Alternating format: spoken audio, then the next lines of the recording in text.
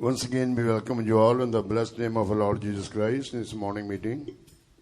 மீண்டுமாய் இந்த காலை ஆராதனைக்கு கர்த்தராகிய இயேசு கிறிஸ்துவின் இனிய நாமத்தில் உங்கள் யாவரையும் வாழ்த்தி வரவேற்கின்றோம்.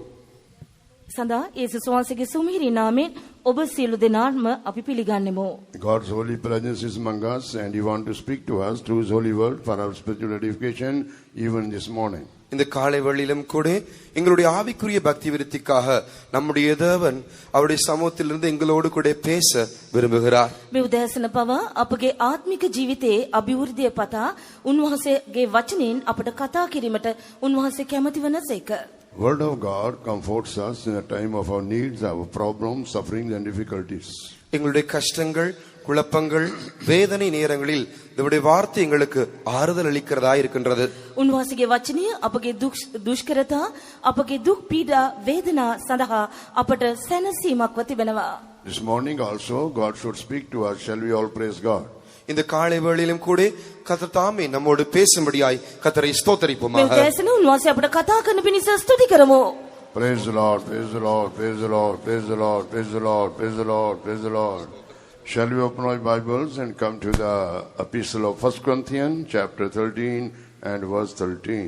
நம்முடைய வேதாகமங்களை முதலாம் கொரிந்தியருக்கு எழுதின நிருபம் 13ஆம் அதிகாரத்துக்கு திருப்பி 13ஆம் வசனத்தை வாசிப்போமாக. අප අපගේ ශුද්ධ බයිබලයේ පළවෙනි කොරින්ති 13 වන පරිච්ඡේදයට හරවා 13 වන පදය කියවමු. 1 Corinthians chapter 13 and reading verse 13. முதலாம் கொரிந்தியர் 13ஆம் அதிகாரம் 13ஆம் வசனம். කියවමු පළවෙනි කොරින්ති 13 වන පදය. And now abideth faith, hope, charity, these three, but the greatest of these is charity. දැන් පවතින්නේ ඇදහිල්ල බලාපොරොත්තුව ප්‍රේමය යන මේ තුනය. මෙයින් ඊතා උතුම් එක නම් ප්‍රේමය. இப்பொழுது விசுவாசம், நம்பிக்கை, அன்பு இம்மூன்றும் நிலைத்திருக்கிறது. இவைகளில் அன்பே பெரியது. Glory to God. தேவனுக்கு மகிமை உண்டாகட்டும். දෙවියන් වහන්සේට මහිම වේවා. Here we have read three things which abideth. இங்கே நிலைத்திருக்கின்றதான மூன்று காரியங்களை குறித்து நாங்கள் வாசித்தோம். පවතිනා වූ කරුණු තුනක් මෙහි අපි කියවන්නෙමු. One is faith, ஒன்று விசுவாசம், එක ඇදහිල්ල, other is hope, இரண்டாவது நம்பிக்கை, දෙවනුව බලාපොරොත්තුව, and third is the charity, a love. மூன்றாவதாக அன்பு. තුන්වෙනුව ප්‍රේමය. But among these three, the greatest of these is charity. இந்த மூன்று மத்தியில் இங்கே அன்பே பெரியதாய் இருக்கின்றது. මේ තුනෙන් ඊතා උතුම් වන්නේ ප්‍රේමයයි. When it said that faith, hope, charity abideth, that means all other things are only temporary. இங்கே விசுவாசம், நம்பிக்கை, அன்பு நிலைத்திருக்கின்றது என்று சொல்லும் வேளையில் மற்ற அனைத்துமே தற்காலிகமானவைகள், நிலைக்காதவைகள் என்று நாங்கள் காண்கின்றோம். මෙම ස්ථානයේ ඇදහිල්ල, බලාපොරොත්තුව, ප්‍රේමය යන තුන පවතින්නේ කියන අවස්ථාවේදී සෙසු සියල්ලම නොපවතින తాවකාලික ඒවා වශයෙන් දකින්නට පුළුවන්. It shows we are living in the fleeting world. கடந்து போகிறதான உலகத்திலே நாங்கள் ஜீவிக்கிறோம் என்பதை இது காண்பிக்கின்றது. පහවි යන ලෝකයක අප ජීවත් වන වග මින් අපට අනාවරණය කරයි. If this world is a fleeting world, it shows our life on this earth also is a fleeting one only. இந்த உலகமானது கடந்து போகிறது உலகமாய் இருக்கிறது என்று நாங்கள் அறிந்து கொள்வோம் என்றால் நம்முடைய வாழ்க்கையும் கூட அது கடந்து போகிறது ஒன்றாய் இருக்கிறது என்பதை விளங்கிக் கொள்ளுகிறோம். මේ ලෝකය පහවි යන එකක් බවට අප අවබෝධ කර ගන්නවා නම් අපගේ ජීවිත පවා එලෙසින්ම පහවි යන බව අප තේරුම් ගත යුතුයි. Because the word of God says the things which are seen they are temporal, but the things which are unseen they are permanent. தேவனுடைய வார்த்தை சொல்லுகிறது, காண்கின்றவைகளோ அநித்தியமானவைகள், காணாதவைகளோ நித்தியமானவைகள் என்று. දේව වචනේ මෙලෙස කියා තිබෙනවා, පෙනෙන දේවල් తాවකාලිකය, නොපෙනෙන සියල්ල සදාකාලිකය. 2 Corinthians chapter 4 and verse 18 we can see there.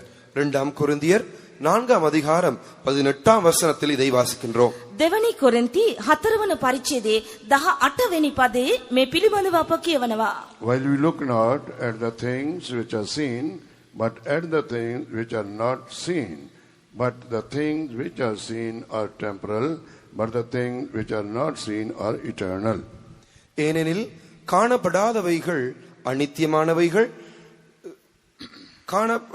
காணப்படுகிறவைகள் அநித்தியமானவைகள், காணப்படாதவைகளோ நித்தியமானவைகள். මක්නිසාද පෙනෙන දේ කාලිකය, නොපෙනෙන දේ සදාකාලිකය, පෙනෙන දේ භූමිකය, නොපෙනෙන දේ සදාකාලිකය. So it becomes very clear from this verse that the things which are seeing around us, it will not remain forever. இந்த வசனத்திலிருந்து நாங்கள் விளங்கிக் கொள்ளுகிறோம், காணப்படுகிறவைகள் அவை அநித்தியமானவைகள், அவை என்றென்றைக்கும் நிலைத்திருக்காதவைகள். මෙම පදයෙන් ඉතා පැහැදිලිව අප තේරුම් ගන්නේ පෙනෙන සියල්ල తాවකාලික බවත් එය නොපවතින බවත්ය. But the things which are unseen, they are permanent and also eternal.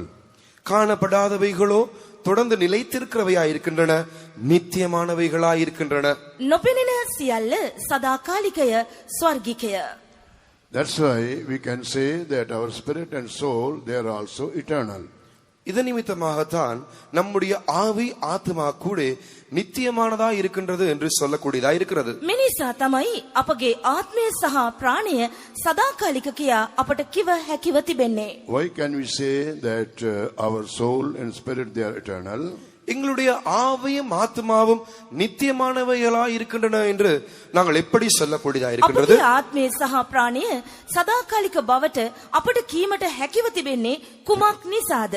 Because we cannot see our soul and spirit, they are unseen. ஏனென்றால் நம்முடைய ஆவியையும் ஆத்மாவையும் எங்களால் காண முடியாததா இருக்கின்றது, அவை காணப்படாதவைகளாய் இருக்கின்றன. මක්නිසාදයත් අපගේ ආත්මය සහ ප්‍රාණය අපට දැකීමට, එනම් දැකීමට නොහැකි දේවල්, ඒවා නොපෙනෙන දේවල් වශයෙන් තිබෙන නිසා. But our body is not eternal. ஆனாலும் எங்களுடைய சரீரமோ அநித்தியமானதா இருக்கின்றது. එනමුත් අපගේ ශරීරය සදාකාලික නොවේයි. Because it is seen by everyone. ஏனென்றால் எல்லோராலும் அது காணக்கூடியதா இருக்கின்றது. මන්ද ඒ සියලු දෙනාටම පෙනෙන දෙයක්ව තිබේ. Glory be to God. தேவனுக்கு மகிமை දෙවියන් உண்டாகட்டும். වහන්සේට මහිමය වේවා. Why our soul and spirit, they are eternal? ஏன் நம்முடைய ஆவியும் ஆத்மாவும் நித்தியமானதா இருக்கின்றன? අපගේ ආත්මය හා ප්‍රාණය සදාතනික වන්නේ කුමක් නිසාද? The answer is given in the book of Genesis chapter 2 and verse 7. அதற்கு பதில் ஆதியாகமம் 2ஆம் அதிகாரம் 7ஆம் வசனத்தில் கொடுக்கப்பட்டிருக்கின்றது. ඊට පිළිතුරු උත්පත්ති පොතේ දෙවන පරිච්ඡේදයේ 7 වෙනි පදයෙන් සපයා ඇත. Genesis chapter 2 and verse 7, we can see or get the answer why our spirit and soul are eternal. இங்கே எங்களுடைய ஆவியும் ஆத்மாவும் ஏன் நித்தியமானவையா இருக்கின்றன என்பதை குறித்து அந்த பதிலை நாங்கள் ஆதியாகமம் 2ஆம் அதிகாரம் 7ஆம் வசனத்தில் காண்கின்றோம். අපගේ ආත්මය හා ප්‍රාණය සදාතනික වන්නේ කුමන හේතුවක් අරඹයාද කියා උත්පත්ති පොතේ දෙවන පරිච්ඡේදයේ 7 වෙනි පදයෙන් පිළිතුරු අපට සොයාගත හැක. And the Lord God formed man of the dust of the ground and breathed into his nostrils the breath of life, and man became a living soul. தேவனாகிய கர்த்தர் மனுஷனை பூமியின் மண்ணினாலே உருவாக்கி ஜீவ சுவாசத்தை அவன் நாசியிலே ஊதினார், மனுஷன் ஜீவ ஆத்மாவானான். ස්වාමියෝ දෙවියන් වහන්සේ භූමියේ දූවිල්ලෙන් මනුෂ්‍යයා සාදා ඔහුගේ නාස්පුඩු තුලට ජීවනයේ හුස්ම හෙළූසේක.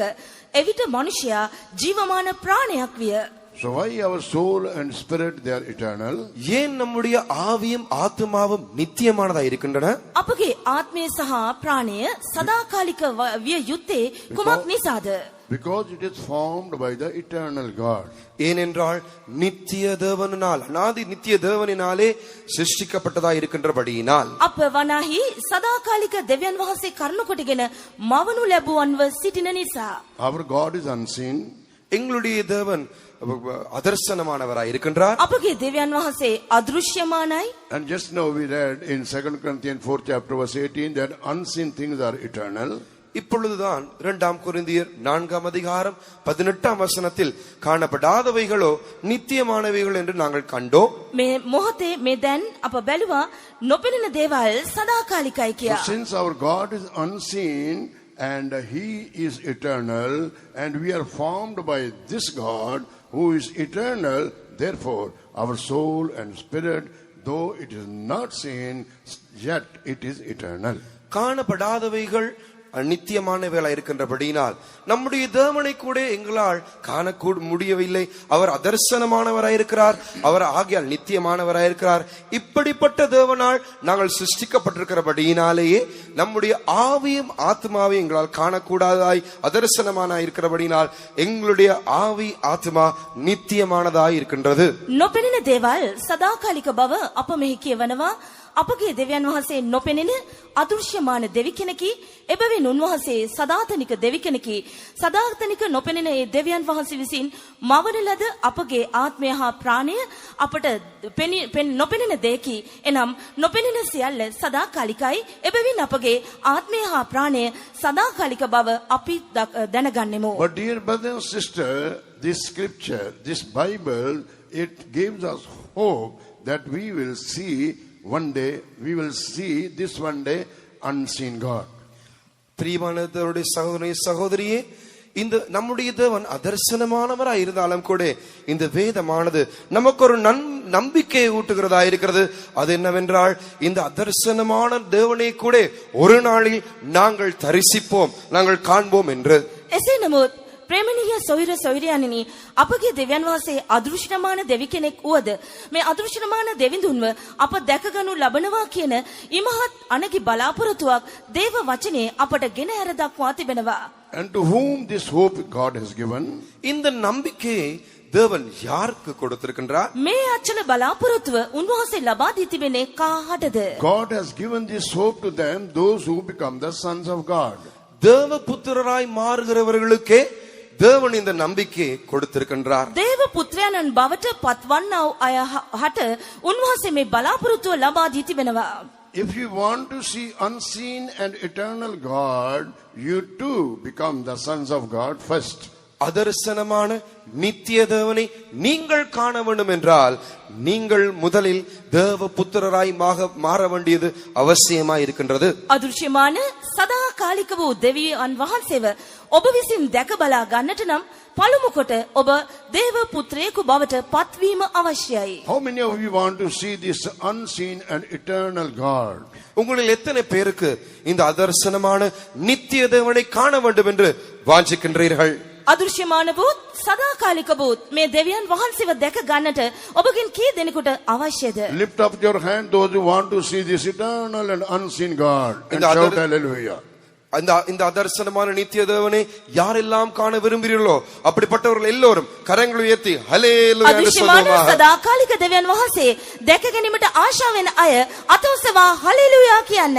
Hallelujah. Glory be to God. தேவனுக்கு மகிமை உண்டாகட்டும். දෙවියන් වහන්සේට මහිමය වේවා. And this is the truth we can see in 1 John chapter 3 verse 2. இந்த சத்தியத்தை குறித்து முதலாம் யோவான் 3ஆம் அதிகாரம் 2ஆம் வசனத்தில் நாங்கள் காணக்கூடியதா இருக்கின்றது. මෙන්න මේ සත්‍ය පිළිබඳව පළවෙනි යෝහන් 3 වන පරිච්ඡේදයේ දෙවන පදය ඇසුරින් අපට දැනගන්න පුළුවන්. Beloved, now are we the sons of God, and it doth not yet appear what we shall be, but we know that when he shall appear, we shall be like him, and for we shall see him as he is. பிரியமானவர்களே, இப்பொழுது தேவனுடைய பிள்ளைகளாய் இருக்கின்றோம். இனி எவ்விதமாயிருப்போம் என்று இன்னும் வெளிப்படவில்லை. ஆகிலும் அவர் வெளிப்படும் போது அவர் இருக்கிற வண்ணமாகவே நாம் அவரை தரிசிப்பதினால் அவருக்கு ஒப்பாயிருப்போம் என்று அறிந்திருக்கின்றோம். ප්‍රේමවන්තයනි, දැන් අපි දෙවියන් වහන්සේගේ දරුවෝය. අපි කොයි ආකාර අය වන්නේමුදයි තවම ප්‍රකාශ වී නැත. උන්වහන්සේ ප්‍රකාශ වුණාම අපි උන්වහන්සේට සමාන වෙන බව දනිමුව. මක්නිසාද උන්වහන්සේ සිටින ආකාරයටම අපි උන්වහන්සේව දකින්නෙමුව. Apostle John told to the believers and encouraged them. அப்போஸ்தலர் யோவான் அவருடைய விசுவாசிகளுக்கு இதை சொல்லி அவர்களை இவ்வாறு தைரியப்படுத்துகிறார். ශුද්ධ යෝහන් තම සභාවේ අවලුන්ට මෙසේ පවසමින් ඔවුන්ව දිරිමත් කර තිබෙනවා. The word beloved is also used for the church in the scripture in certain places we see. வேதத்தில் சபையாருக்கு கூட சில இடங்களில் பிரியமானவர்களே என்ற பதம் பாவிக்கப்பட்டிருக்கிறது நாங்கள் காண்கின்றோம். දේව වචනේ සභාවට පවා ප්‍රේමවන්තිනී කියන පදය භාවිතා කර තිබෙන අයුරු අපට දැක ගන්න පුළුවනි. And also these beloved which is compared with the church are also called the sons of God. இந்த சபைக்கு ஒப்பிடப்பட்டிருக்கிறதான இந்த பிரியமானவர்கள் என்று பதிக்கிற பதமானது தேவ புத்திரருக்கும் பாவிக்கப்படுகிறதான பதமாய் இருக்கின்றது. සභාව අමතනු ලබන ප්‍රේමවන්තිනී කියන මෙම පදය දේව පුත්‍රයන් හටත් භාවිතා කරන බව අපට දැක ගන්න පුළුවන්. So he says, now are we the sons of God, and it doth not yet appear what we shall be, but we know that. இப்பொழுது தேவனுடைய பிள்ளைகளாயிருக்கிறோம், இல்லாவிட்டால் தேவ புத்திரராயிருக்கிறோம். இனி எவ்விதமாய் இருப்போம் என்று இன்னும் வெளிப்படவில்லை. දැන් අපි දෙවියන් වහන්සේගේ පුත්‍රයෝය, අපි කොයි ආකාර අය වන්නෙමුදයි තවම ප්‍රකාශ වී නැත. But we know that, the word know that mean, but we hope. ஆனாலும் நாங்கள் அறிந்திருக்கிறோம் என்றதான பதமானது எங்களுடைய நம்பிக்கையை காண்பிக்கின்றது. තවම ප්‍රකාශ වී නැත මින් හඳුන්ව මෙන් තේරුම් යන්නේ අපගේ බලාපොරොත්තුව පිළිබඳවයි. We hope that when he shall appear, we shall be like him, for we shall see him as he is. ஆகிலும் அவர் வெளிப்படும் போது அவர் இருக்கிற வண்ணமாகவே நாம் அவரை தரிசிப்பதினால் அவருக்கு ஒப்பாய் இருப்போம் என்று அறிந்திருக்கின்றோம். මක්නිසාද උන්වහන්සේ ප්‍රකාශ වුණාම අපි උන්වහන්සේට සමාන වන බව දනිමුව. මක්නිසාද උන්වහන්සේ සිටින ආකාරයටම අපි උන්වහන්සේව දකින්නෙමු. Last night also you heard that Jesus said, I go to prepare a place for you, so that when that place will be prepared, I will come back and take you there where I am. நேற்றிரவும் கூட நாங்கள் செவி கொடுத்தோம். இயேசு சொன்னார், நான் உங்களுக்கு ஒரு ஸ்தலத்தை ஆயத்தம் பண்ணும்படியாய் போகிறேன், அங்கே உங்களுக்காக ஒரு ஸ்தலத்தை ஆயத்தம் பண்ணின பின்பு நீங்களும் அங்கே என்னோடு கூட இருக்கும்படிக்கு உங்களை வந்து சேர்த்துக் கொள்ளுவேன். ඊයේ රාත්‍රියේ අප මෙලෙස සවන් දුන්නා. එනම් යේසුස් වහන්සේ කතා කරමින් මම නුඹලාට ස්ථානයක් පිළිල කරන්න පිණිස යමි. මම ගොස් නුඹලාට ස්ථානයක් පිළිල කරම් නම් මම එය පිළිල කරයින් පසු නැවත ඇවිත් මා ළඟට නුඹලාව ගන්නෙමි. Jesus is God, the true God and the eternal life. It says 1 John chapter 5 and verse 20. இயேசு தேவனாயிருக்கிறார், மெய்யான நித்திய தேவனாயிருக்கிறார் என்று 1 John chapter 5 verse 20. முதலாம் யோவான் 5ஆம் அதிகாரம் 20ஆம் வசனம் நமக்கு சொல்லுகிறது. යේසුස් වහන්සේ දෙවියන් වහන්සේ බවත් උන්වහන්සේ සැබෑ වූ සදාකාලික දෙවියන් වහන්සේ බවත් පළවෙනි යෝහාන් 5 වන පරිච්ඡේදයේ 20 වන පදයේ සඳහන් කර ඇත. 1 John chapter 5 and verse 20, I will read to you. There we read about Jesus Christ, the true God and eternal life. முதலாம் யோவான் 5ஆம் அதிகாரம் 20ஆம் வசனத்தை உங்களுக்காய் வாசிக்கிறேன். அந்த இடத்தில் நம்முடைய இயேசு கிறிஸ்துவே மெய்யான ஜீவனுள்ள நித்திய தேவனாய் இருக்கிறார் என்று நாங்கள் வாசிக்கிறோம். සැබෑ වූ තනන් වහන්සේ තුල එනම් උන්වහන්සේගේ පුත්‍ර වූ යේසුස් ක්‍රිස්තුස් වහන්සේ තුල එනම් සැබෑ වූ දෙවියන් වහන්සේද සදාකාල වූ ජීවනයේද මුන් වහන්සේමය. And we know that the Son of God is come and hath given us an understanding that we may know him, that is true, and we are in him, that is true, even in his Son, Jesus Christ. This is the true God and eternal life. அன்றியும் நாம் சத்தியம் உள்ளவரை அறிந்து கொள்வதற்கு தேவனுடைய குமாரன் வந்து நமக்கு புத்தியை தந்திருக்கிறார் என்றும் அறிவோம். அவருடைய குமாரனாகிய இயேசு கிறிஸ்து என்னப்பட்ட சத்தியம் உள்ளவருக்குள்ளும் இருக்கிறோம். இவரே மெய்யான தேவனும் நித்திய ஜீவனுமாய் இருக்கிறார். තවද දෙවියන් වහන්සේගේ පුත්‍රයා ඇවිත් අප සැබෑ වූ තනන් වහන්සේව ඇඳිට ගන්න ලෙස අපට තේරුම දී තිබෙන බව දනිමුව. සැබෑ වූ තනන් වහන්සේ තුල එනම් උන්වහන්සේගේ පුත්‍ර වූ යේසුස් ක්‍රිස්තුස් වහන්සේ තුල අප සිටිමුව. සැබෑ වූ දෙවියන් වහන්සේද සදාකාල වූ ජීවනයේද මුන් වහන්සේමය. Jesus Christ is true God and eternal life. இயேசு கிறிஸ்துவே மெய்யான தேவனும் நித்திய ஜீவனுமாய் இருக்கின்றார். යේසුස් වහන්සේ සැබෑ වූ දෙවියන් වහන්සේ මෙන්ම සදාකාල ජීවනයේද සිටිනවා. But this God who Jesus, he was manifest in the flesh. ஆனாலும் இந்த தேவனாகிய இயேசு மாம்சத்தில் வெளிப்பட்டார். නමුත් මේ දෙවියන් වහන්සේ වූ යේසුස් වහන්සේ මාංශයෙන් ප්‍රකාශ වූසේක. This is what we used to preach on the Christmas. இதையே நாங்கள் கிறிஸ்துமஸ் நத்தார் தினம் அன்று பிரசங்கிக்கின்றோம். නත්තල් දිනේ අප දේශනා කරන්නේ මෙන්න මේ කාරණයයි. 1 Timothy chapter 3 and verse 16, there also we see Jesus, who is eternal life and the true God. இங்கே அதே காரியத்தை 1 தீமோத்தேயு 3:16 இயேசுவே மெய்யான தேவன் என்றும் நித்திய ஜீவனுமாய் இருக்கிறார் என்றும் வாசிக்கின்றோம். තවදුරටත් පළවෙනි තිමෝති 3 වන පරිච්ඡේදයේ 16 වෙනි පදයේ යේසුස් වහන්සේ සැබෑව දෙවියන් වහන්සේ බවත් සදාකාල ජීවනයේ බවත් වැඩිදුරටත් සඳහන් කර ඇත. 1 Timothy 3:16 it is written, and without controversy great is the mystery of godliness. God was manifest in the flesh, justified in the spirit, seen of angels, preached unto the Gentiles, believed on in the word, received up into glory.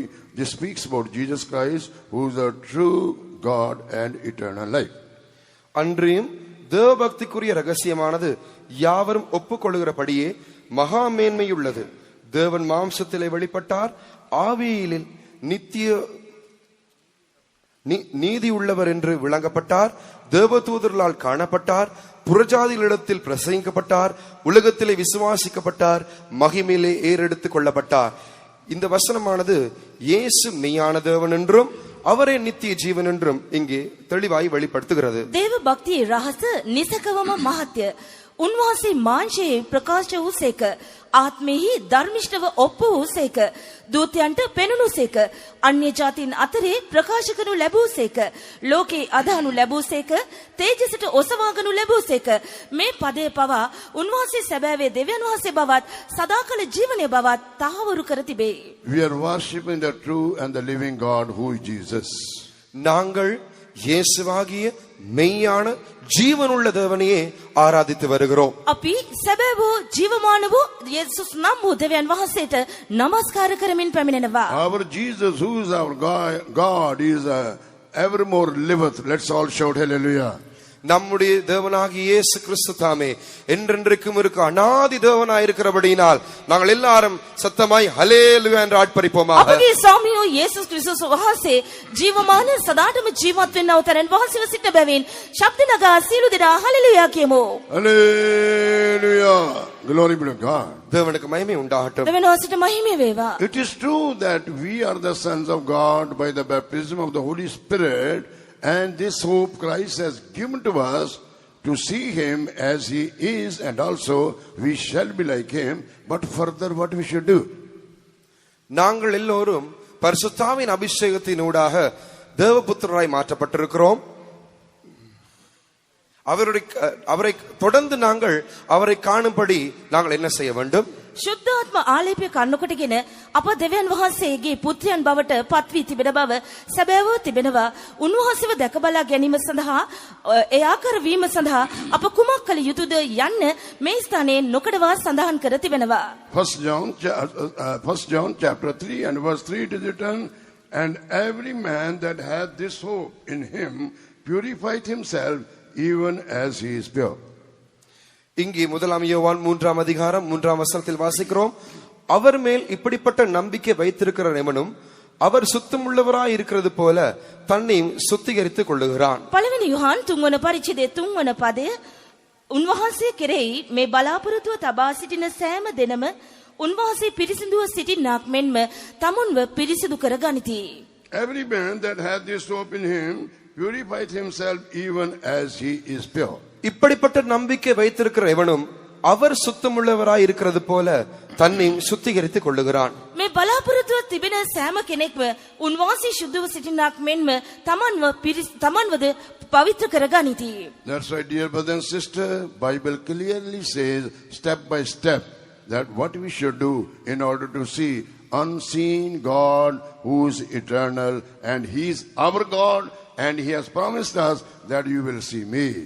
பிரியமான சகோதரனே சகோதரியே, ஆகையால் இந்த நித்திய தேவனை நம்முடைய ஜீவனுள்ள மெய்யான தேவனை சந்திக்கும்படியாய் நாங்கள் என்ன செய்ய வேண்டும் என்று படிப்படியாய் வேதம் நமக்கு தெளிவாய் சொல்லி தருகிறது. සැබෑ වූ සදාකාලික වූ අදෘශ්‍යමාන වූ මේ දෙවියන් වහන්සේ අපේ දෙවියන් වහන්සේය. උන්වහන්සේව දැක ගැනීම සඳහා කළ යුතු සියල්ල පියවරෙන් පියවර දේව වචනේ සඳහන් කර ඇත. Hebrews chapter 12 and verse 14 when we read.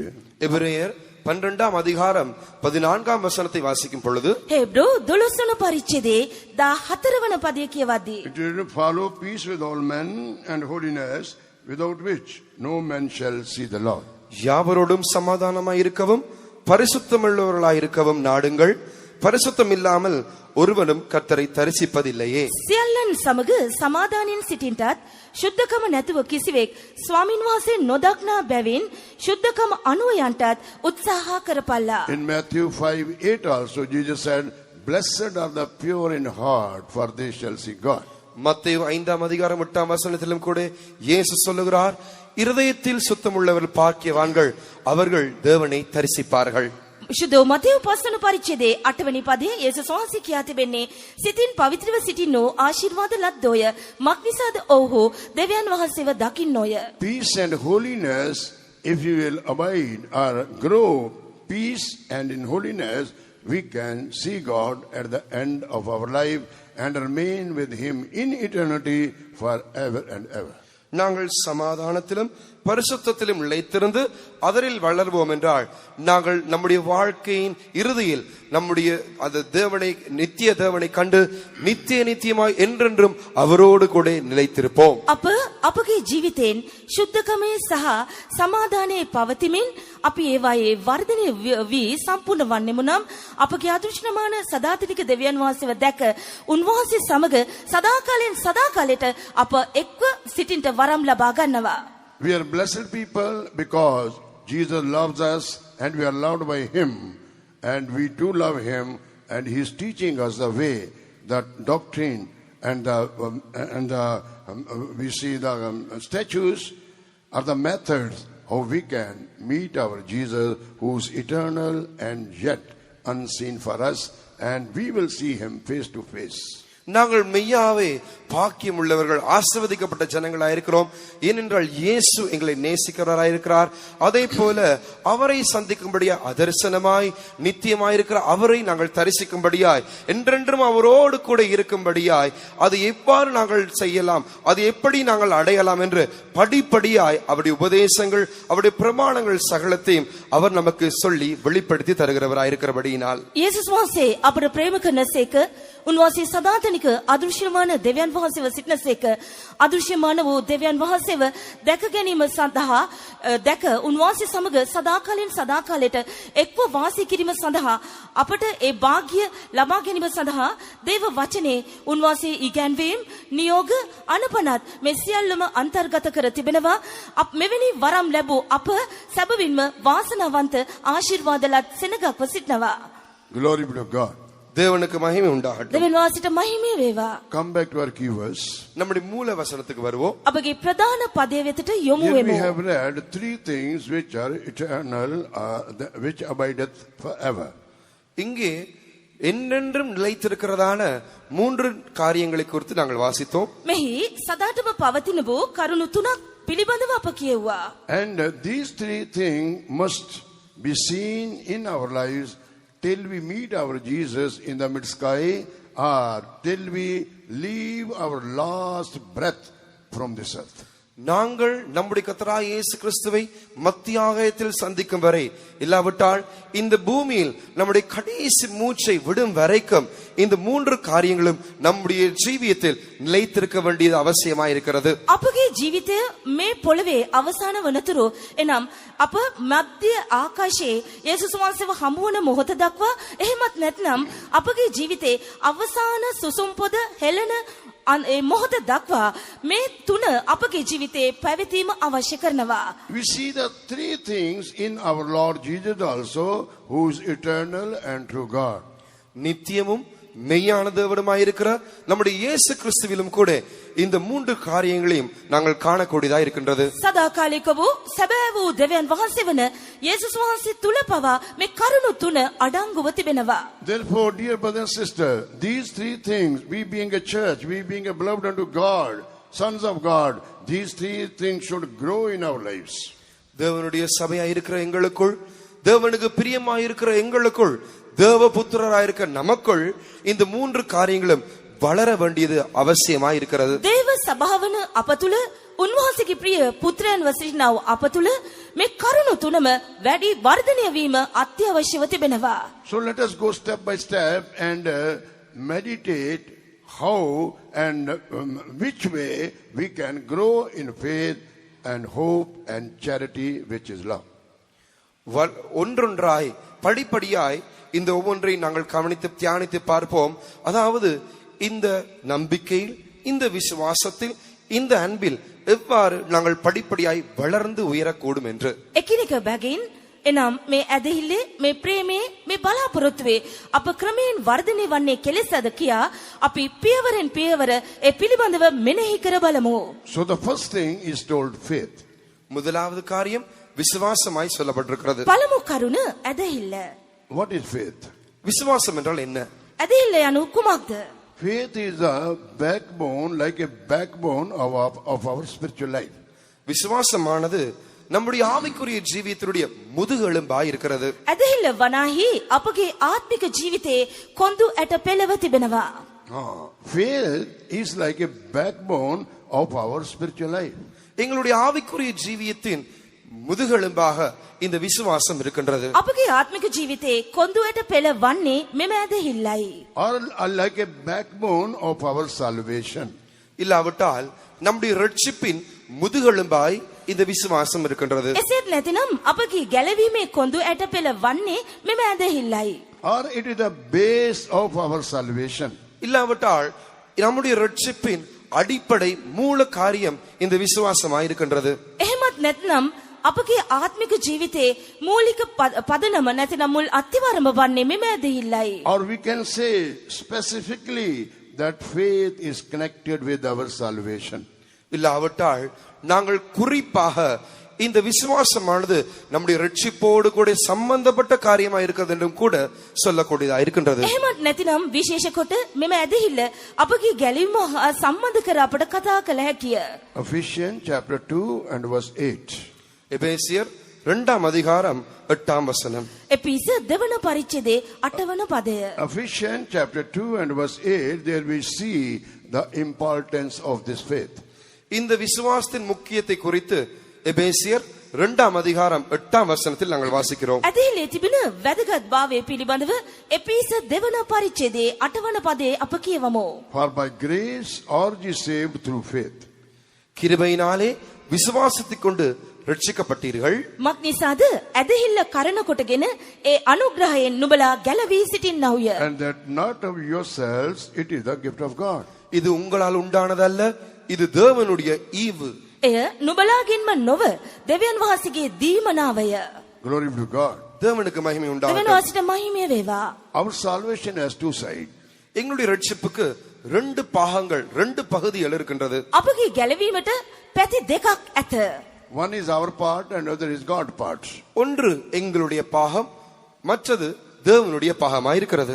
එකක් අපගේ පැත්ත, අනික දෙවියන් වහන්සේගේ පැත්ත. What is our part? எங்களுடைய பகுதி என்னது? අපගේ පැත්ත නැත්නම් කොටස කුමක්ද? Our part is faith. எங்களுடைய பகுதி விசுவாசமாய் இருக்கின்றது. අපගේ කොටස වන්නේ ඇදහිල්ලයි. What is God's part? தேவனுடைய பாகம் என்னது? දෙවිඳුන්ගේ කොටස කුමක්ද? God's part is grace. தேவனுடைய பாகம் கிருபையாய் இருக்கின்றது. උන්වහන්සේගේ කොටස වන්නේ කරුණාවයි. So grace and faith, when works together in our life, we get the salvation. எங்களுடைய ஜீவியத்தில் விசுவாசமும் கிருபையும் ஒன்றிணைந்து செயல்படும் பொழுது ரட்சிப்பை பெற்றுக் கொள்கிறோம். අපගේ ජීවිතයේ කරුණාව සහ ඇදහිල්ල එකට එක්ව ක්‍රියාකාරී වන විට අපට ගැලවීම ලැබෙනවා. This faith God itself gives to us. இந்த விசுவாசத்தை தேவனே எங்களுக்கு தருகிறவராயிருக்கின்றார். මේ ඇදහිල්ල උන්වහන්සේ විසින්මයි අපට ලබා දෙන්නේ. Where we read that? Where we read that? அதை எங்கே வாசிக்கின்றோம்? අපි ඒ කියවන්නේ කොතනද? Hebrew chapter 12 and verse 2 when we read. எபிரேயர் 12ஆம் அதிகாரம் 2ஆம் வசனத்தை வாசிக்கும் பொழுது හෙබ්‍රෝ 12 වන පරිච්ඡේදයේ දෙවන පදය කියවද්දී Hebrew chapter 12 and verse 2, we see the writer of the epistle of Hebrew, he says, looking unto Jesus, the author and the finisher of our faith. இங்கே எபிரேயர் 12ஆம் அதிகாரம் 2ஆம் வசனத்தில் நாங்கள் வாசிக்கிறோம், விசுவாசத்தை தொடக்கிறவரும், முதலாம் வசனம், விசுவாசத்தை துவக்கிறவரும் முடிக்கிறவருமாய் இருக்கிற இயேசுவை நோக்கி என்று. පළවෙනි පදය ඇදහිල්ලේ කර්තෘවරයාද සම්පූර්ණ කරන්නාද වූ යේසුස් වහන්සේ දෙසම බලමින් කියා තිබෙනවා. Glory to God. தேவனுக்கு மகிமை உண்டாகட்டும். දෙවියන් වහන්සේට මහිමය වේවා. So here we have read that this faith comes from our Jesus. இந்த விசுவாசமானது நம்முடைய இயேசுவினிடத்திலிருந்தே வருகிறது என்று நாங்கள் இங்கே வாசிக்கிறோம். මෙම ඇදහිල්ල අපගේ ස්වාමී යේසුස් වහන්සේ වෙතින් පැමිණෙන බව මෙහි අප කියවනවා. Jesus is the author, beginner and the finisher of our faith, says the word of God. தேவனுடைய வார்த்தை சொல்லுகிறது, இயேசு கிறிஸ்துவே நம்முடைய விசுவாசத்தை தொடக்கிறவரும் முடிக்கிறவருமாய் இருக்கிறார் என்று. යේසුස් වහන්සේ අපගේ ඇදහිල්ලේ ජීවිතේ කතුරුවරයා නැත්නම් ආරම්භකයා සහ අවසාන කරන්නාද වේ. And also it is called in Hebrew, Romans chapter 10 and verse 17, faith comes by hearing and hearing by the word of God. விசுவாசமானது கேள்வியினாலே தேவனுடைய வார்த்தை கேட்கிறதுனாலே உண்டாகிறது என்று நாங்கள் ரோமரின் புத்தகம் 10:17 10ஆம் அதிகாரம் 17ஆம் வசனத்தில் வாசிக்கிறோம். රෝම 10 වන පරිච්ඡේදයේ 17 අපි මෙසේ කියවනවා, ඇසීමෙන් ඇදහිල්ලද ක්‍රිස්තුස් වහන්සේගේ වචනයෙන් ඇසීමද පැමිණෙන්නේය කියා. விசுவாசம் கேள்வியினாலே வரும், கேள்வி தேவனுடைய வசனத்தினாலே வரும். So then faith cometh by the hearing and hearing by the word of God.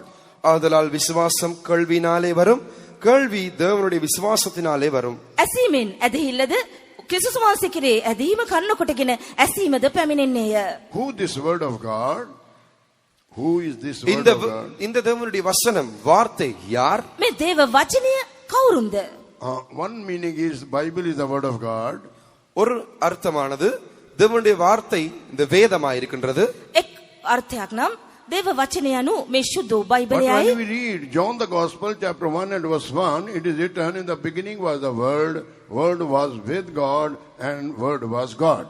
ஆனாலும் யோவானின் சுவிசேஷம் 1ஆம் அதிகாரம் 1ஆம் வசனத்தில் நாங்கள் வாசிக்கிறோம், ஆதியிலே வார்த்தை இருந்தது, அந்த வார்த்தை தேவனிடத்தில் இருந்தது, அந்த வார்த்தை தேவனாகவே இருந்தது. පටන් ශුද්ධ යොහාන් පළවෙනි පරිච්ඡේදයේ පළවෙනි පදයේ පටන් ගැනීමේදී වාක්‍යano සිටිසේක, වාක්‍යano දෙවියන් වහන්සේ හා සමග සිටිසේක, වාක්‍යano දෙවියන් වහන්සේව සිටිසේක. And in the same chapter verse 14 it is written, the word became flesh and dwelt among us, who is Jesus. அந்த அதே அதிகாரம் 14ஆம் வசனத்தில் சொல்லப்பட்டிருக்கிறது, அந்த வார்த்தை மாம்சமாகி நமக்குள் வாசமாயிருந்தது, அதுவே இயேசு கிறிஸ்துவாய் இருக்கின்றார். එම පරිච්ඡේදයේම 14 වන පදයේ කියා තිබෙනවා, වාක්‍යano මාංශවත් වී අප අතර වාසය කළසේක, එනම් ඒ යේසුස් වහන්සේ වේ. Glory be to God. தேவனுக்கு மகிமை உண்டாகட்டும். දෙවියන්ට මහිමය වේවා. So dear brothers and sisters, faith is connected with our salvation.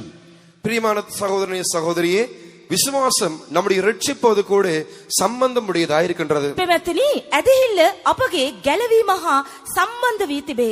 How this faith will bring salvation to us? இந்த விசுவாசம் எவ்வாறு நமக்கு ரட்சிப்பை கொண்டு தருகிறது? මේ ඇදහිල්ල අපට ගැලවීම උදා කර දෙන්නේ කෙලෙසින්ද? We cannot put our faith on everywhere and expect that we will get the salvation.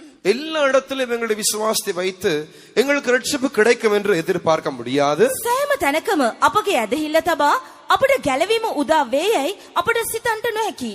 As the people say, there are many ways, but God is one. There are many ways to go there, but they think that if you take our own ways also, we can go to heaven or we can go to God. மனுஷர் என்ன சொல்லுகிறார்கள்?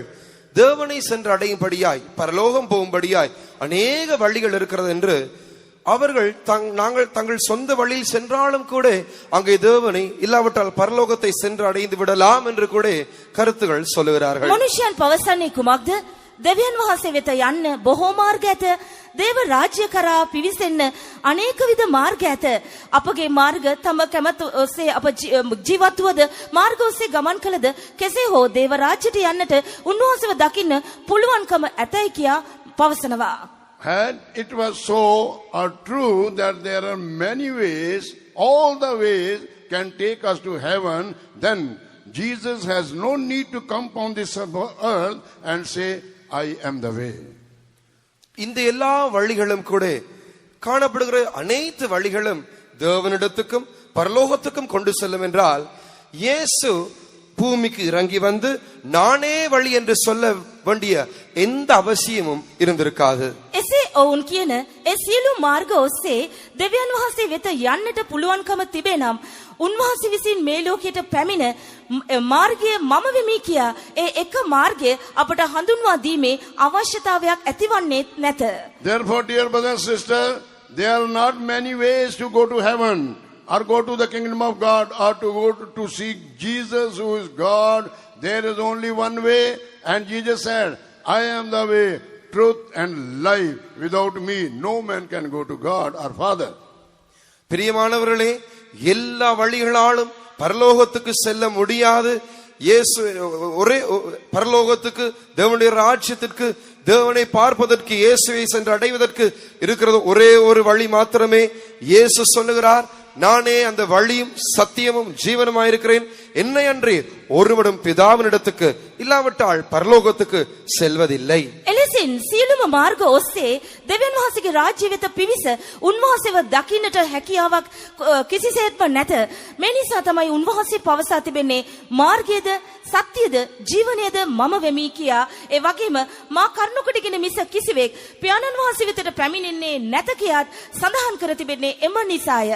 Nobody uttered these three things except Jesus in this world.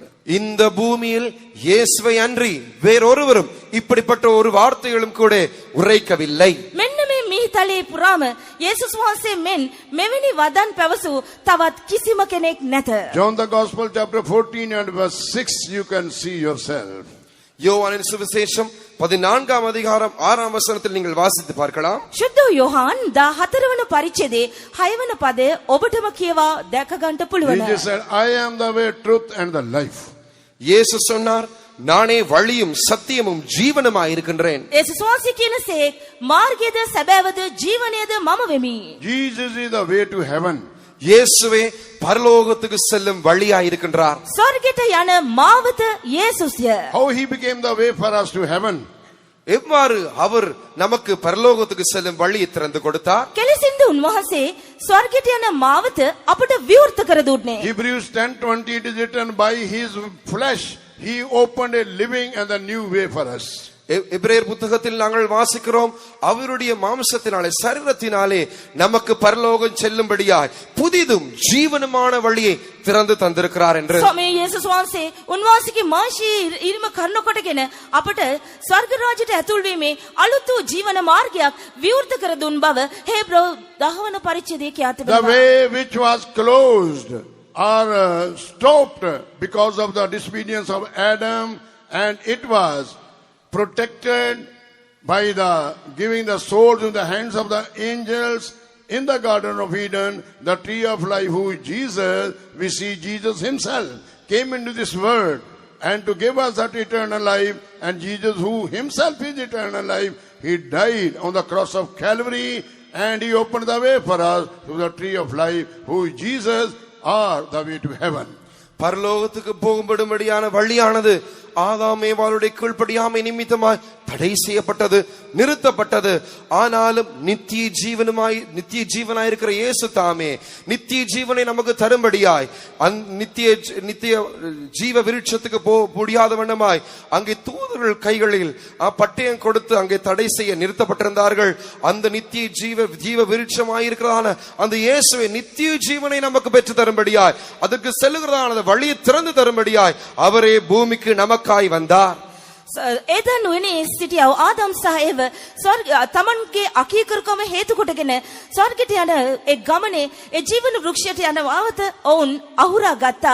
හැම අතටම කැරකෙන කඩුවක් ඇති දේවදූතයන් මගින් ඒ මග ඔහුට සාපුරාම අහුරා තිබුණා. එසේ නමුත් ස්වාමී යේසුස් ක්‍රිස්තුස් වහන්සේ ස්වර්ග රාජ්‍යයට යන මාවත අපට ඇරදීම සඳහා මේ ලෝකෙට පැමිණ කල්වාරි කුරුසේ මැරි උන්වහන්සේ නැවත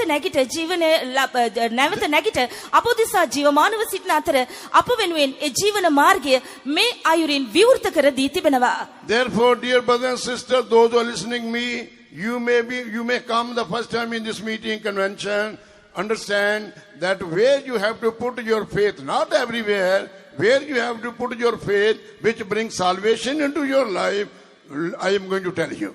பிரியமான சகோதரி, இந்த இடத்துக்கு நீங்கள் முதல் தடவை வந்து எனக்கு செவி கொடுத்து கொண்டிருக்கலாம். நீங்கள் எல்லா இடத்திலும் ரட்சிப்பை பெற்றுக் கொள்ளும்படியாய் எல்லா இடத்திலும் விசுவாசத்தை வைக்க வேண்டாம்.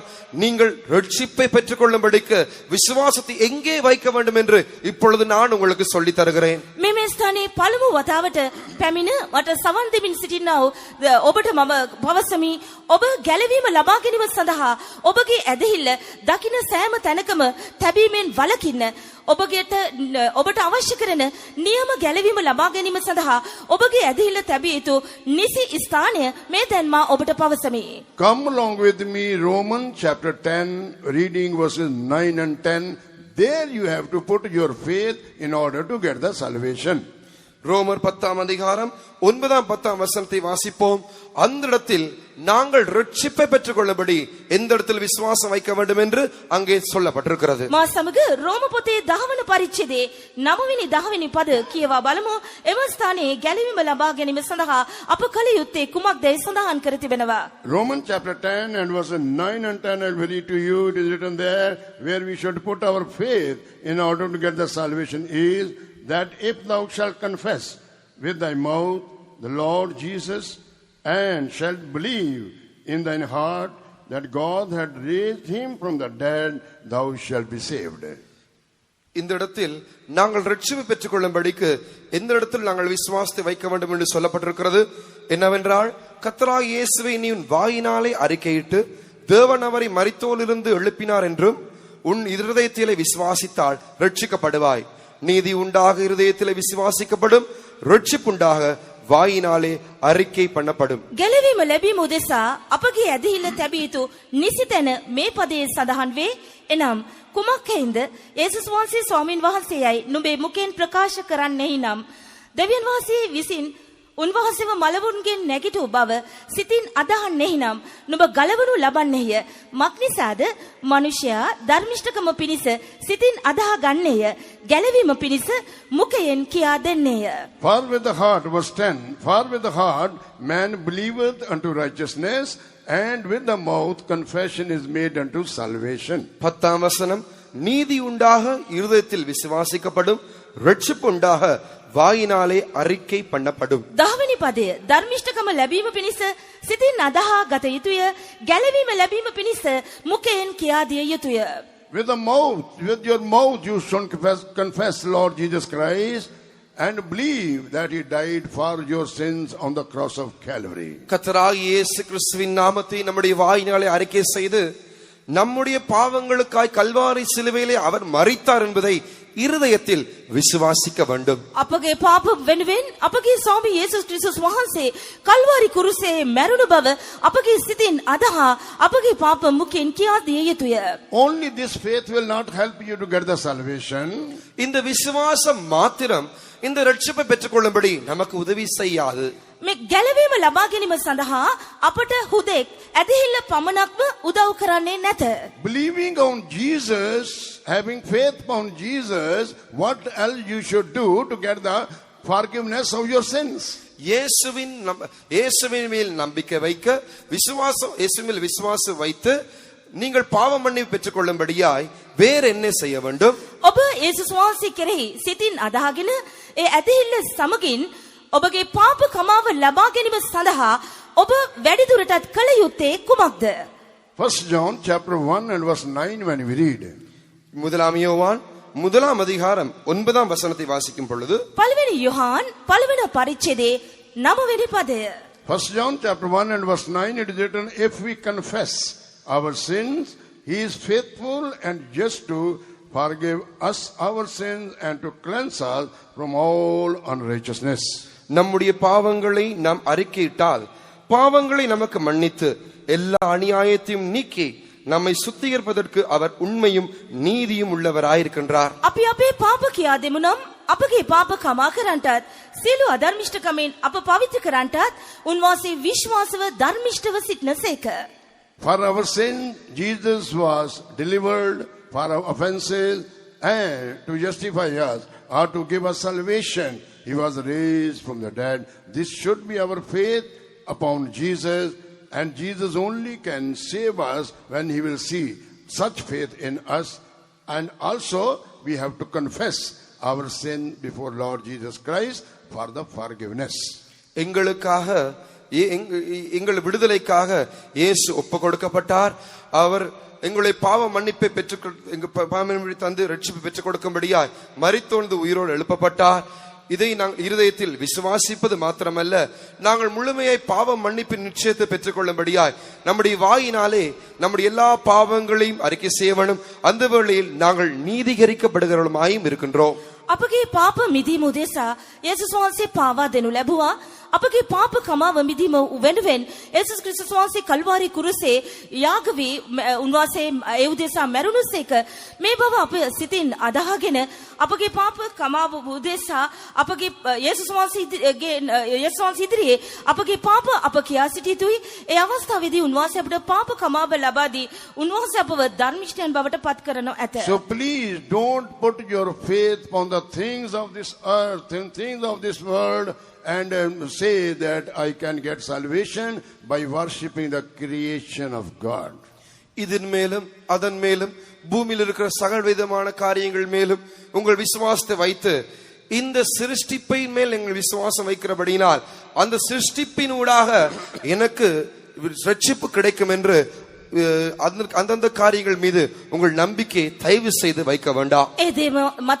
මේතේ මතත් භූමියේ තිබෙන දේවල් මතත් මෙලෙසින් උන්වහන්සේගේ මැවිල්ල දේවල් පිළිබඳ මත ඔබගේ ඇදහිල්ල තබා ඒ දේ මේ දේ කරනකොටගෙන මට ගැලවීම ලැබේ කියා ඔබගේ ඇදහිල්ල එහි තබයිමෙන් වළකින්න. Who is greater? Who is greater? Is the creation is greater or the creator is greater? யார் பெரியவர், சிருஷ்டிப்பா இல்லாவிட்டால் சிருஷ்டிப்பை சிருஷ்டித்த சிருஷ்டி தேவனா? උතුම්මන්නේ කවුද කුමක්ද? මැවිල්ලද මැවිල්ල මවනු ලැබූ මැවුම් කරුවාද? We see the sun, moon, stars and every planet, and also we see in the rivers and seas, these all are the creation of God. நாங்கள் சூரியன், சந்திரன், நட்சத்திரங்கள், மலைகள், ஆறுகள் இப்படி எல்லா அநேக காரியங்களை காண்கின்றோம். இவை எல்லாமே சிருஷ்டிப்பா இருக்கின்றன. හිරු සඳු තරු ග්‍රහලෝක දියැලි ගංගා ඇලදොල ගස්වැල් මේ සියල්ල මැවුම් කරුවාගේ මැවිලිය. Water and air also the creation of God. தண்ணீரும் காற்றும் கூட அது தேவனுடைய சிருஷ்டிப்பா இருக்கின்றது. සුළඟ ජලය මේ සියල්ල උන්වහන්සේගේ මැවිලි වේ. But if we will only go after the creation, leaving the creator, do you think that the creator will be pleased by us?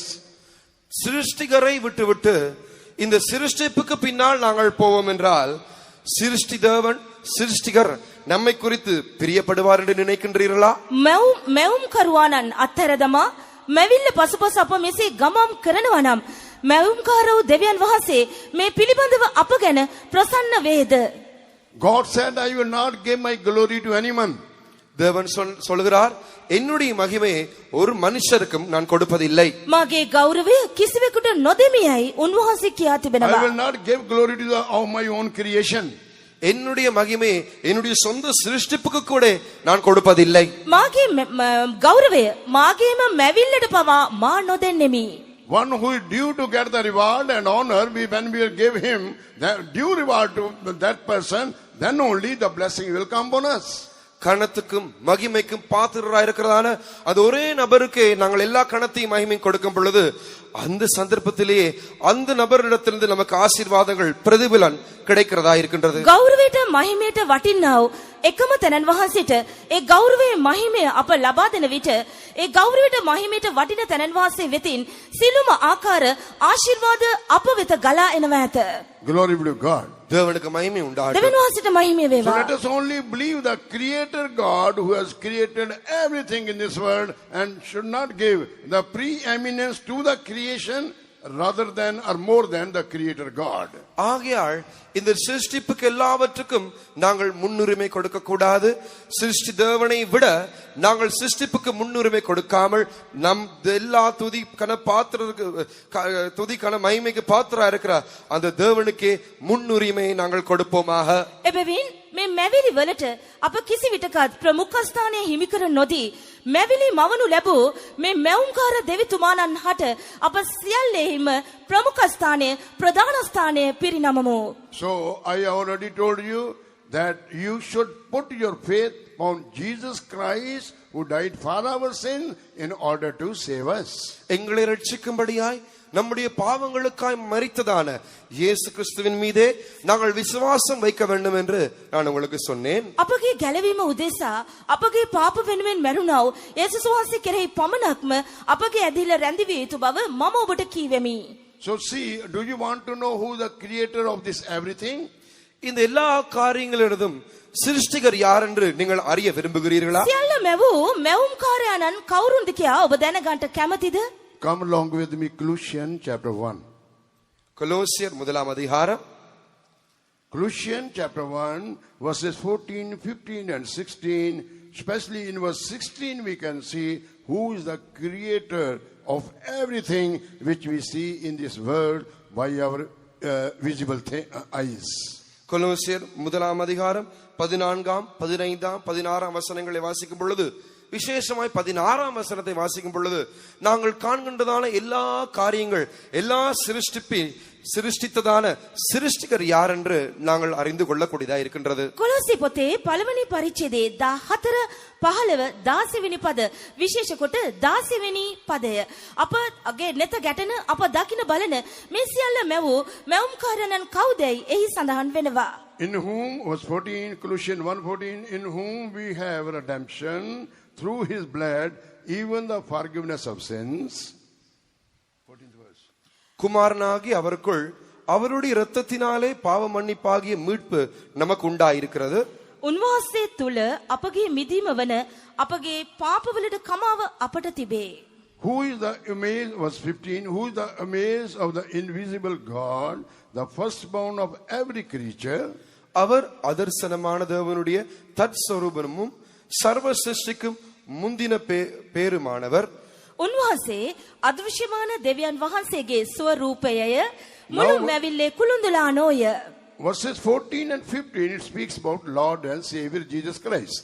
14, 15 வசனங்கள் நம்முடைய கர்த்தரும் இரட்சகரும் ஆகிய இயேசு கிறிஸ்துவை குறித்து பேசுகிறது. 14 වන සහ 15 වන පද අපගේ ස්වාමී වූ ගැලුම්කාර වූ යේසුස් ක්‍රිස්තුස් වහන්සේ ගැන සඳහන් වෙනවා. But now see what he has created. ஆனால் இப்பொழுது அவர் என்னதை சிருஷ்டித்திருக்கிறார் என்பதை குறித்து கவனித்து பார்ப்போம். දැන් උන්වහන්සේ මවා තිබෙන්නේ කුමක්දයි සලකා බලමු. Verse 16 it is written. 16 වசனத்தில் சொல்லப்பட்டிருக்கிறது. 16 වෙනි පදයේ සඳහන් වෙනවා. For by him were all things created that are in heaven and that are in earth, visible and invisible, whether they be thrones or dominions or principalities or powers. All things were created by him and for him. ஏனென்றால் அவருக்குள் சகலமும் சிருஷ்டிக்கப்பட்டது, பரலோகத்தில் உள்ளவைகளும் பூலோகத்தில் உள்ளவைகளும் ஆகிய காணப்படுகிறவைகளும் காணப்படாதவைகளுமான சகல வஸ்துக்களும் சிங்காசனங்களும் கர்த்தத்துவங்களும் துரைத்தனங்களாலும் அதிகாரங்களினாலும் சகலமும் அவருக்கென்றும் அவரை கொண்டும் அவருக்கென்றும் சிருஷ்டிக்கப்பட்டது. මක්නිසාද සිංහාසන වේවා, ස්වාමිකම් වේවා, අධිපතිකම් වේවා, බල පරාක්‍රම වේවා, ස්වර්ගවල සහ පොළොවෙහිත් ඇති පෙනෙන්නව දේවල්ද නොපෙනෙන්නව දේවල්ද යන සියල්ල උන්වහන්සේ තුල මවන ලද්දේය. සියලු දේ උන්වහන්සේ කරුණ කොටගෙනද උන්වහන්සේ උදේසාද මවා තිබේ. Glory be to God. தேவனுக்கு மகிமை உண்டாகட்டும். දෙවියන්ට මහිමේ So වේවා. faith is connected with our salvation. விசுவாசமானது நம்முடைய இரட்சிப்போடு கூட சம்பந்தம் உடையதா இருக்கின்றது. ඇදහිල්ල අපගේ ගැලවීම හා බැඳී තිබේ. And salvation not in everyone's name, only one name, that is Jesus. இரட்சிப்பும் கூட எல்லோருடைய நாமத்தினாலும் அல்ல, இயேசுவின் நாமத்தினாலே மாத்திரமே. ගැලවීම සියල්ල වෙන කිසිවෙකුගේ නාමයකින් නොවේ. යේසුස් වහන්සේගේ නාමයෙන්ම පමණි. Jesus Christ is the grace of God. இயேசு கிறிஸ்து பிதாவாகிய தேவனுடைய கிருபையாய் இருக்கின்றார். යේසුස් ක්‍රිස්තුස් වහන්සේ පියවූ දෙවියන් වහන්සේගේ කරුණාවව සිටිනවා. Grace of God who Jesus, it brings salvation through our faith. எங்களுடைய விசுவாசத்தினூடாக தேவனுடைய கிருபையாகிய இயேசு கிறிஸ்துவினூடாக நம்முடைய ஜீவியத்தில் இரட்சிப்பை கொண்டு வருகிறது. ඇදහිල්ල කරුණ කොටගෙන දෙවියන් වහන්සේගේ අනුග්‍රහය වන යේසුස් වහන්සේ කරුණ කොටගෙන අපගේ ජීවිතයට ගැලවීම ලැබී තිබේ. Why we need faith? ஏன் எங்களுக்கு விசுவாசம் அவசியமா இருக்கிறது? අපට ඇදහිල්ල අවශ්‍ය කරන්නේ කුමක් නිසාද? To please God. தேவனை பிரியப்படுத்தும்படியாக. දෙවියන් වහන්සේව ප්‍රසන්න කරන්න. Hebrews chapter 11 verse 6 it is written, without faith, it is impossible to please God. எபிரேயர் 11ஆம் அதிகாரம் 6ஆம் வசனத்தில் நாங்கள் வாசிக்கிறோம், விசுவாசம் இல்லாமல் தேவனுக்கு பிரியமாய் இருப்பது கூடாத காரியம். හේ බ්‍රෝ 11 වන පරිච්ඡේදයේ 6 වන පදය ඇදහිල්ල නැතුව ස්වාමින් වහන්සේ ප්‍රසන්න කරන්නට නුපුළුවන. Why we need faith? ஏன் எங்களுக்கு விசுவாசம் அவசியம்? අපට ඇදහිල්ල අවශ්‍ය මන්ද? To get healing from our sicknesses. எங்களுடைய வியாதிகளிலிருந்து சுகத்தை பெற்றுக் கொள்ளும்படியாக. අපගේ රෝග වලින් අපට සුවය ලබා ගැනීම සඳහා. Why we need faith? எங்களுக்கு விசுவாசம் ஏன் அவசியம்? අපට ඇදහිල්ල අවශ්‍ය මක් නිසාද? 1 Corinthians 12 chapter verse 10 it is written to perform the miracles. முதலாம் கொரிந்தியர் 10ஆம் அதிகாரம் 12ஆம் வசனத்தை வாசிக்கும் பொழுது 12 chapter verse 10.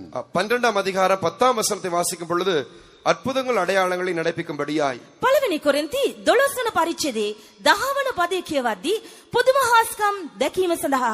Faith perform the miracle, faith bring the healing, and faith pleases God.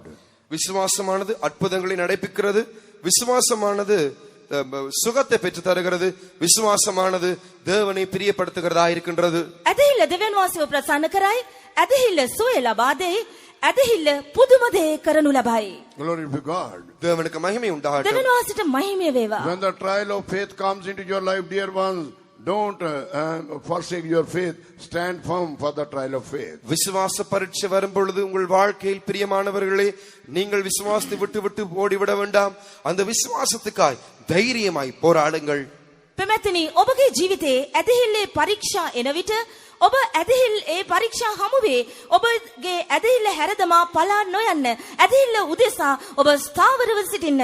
Trial of faith it came in the life of Job and also in the life of Shadrach, Meshach and Abednego. விசுவாச பரீட்சையானது யோபின் வாழ்க்கையிலும் Shadrach, Meshach, Abednego அவர்களுடைய ஜீவியத்திலும் வந்தது.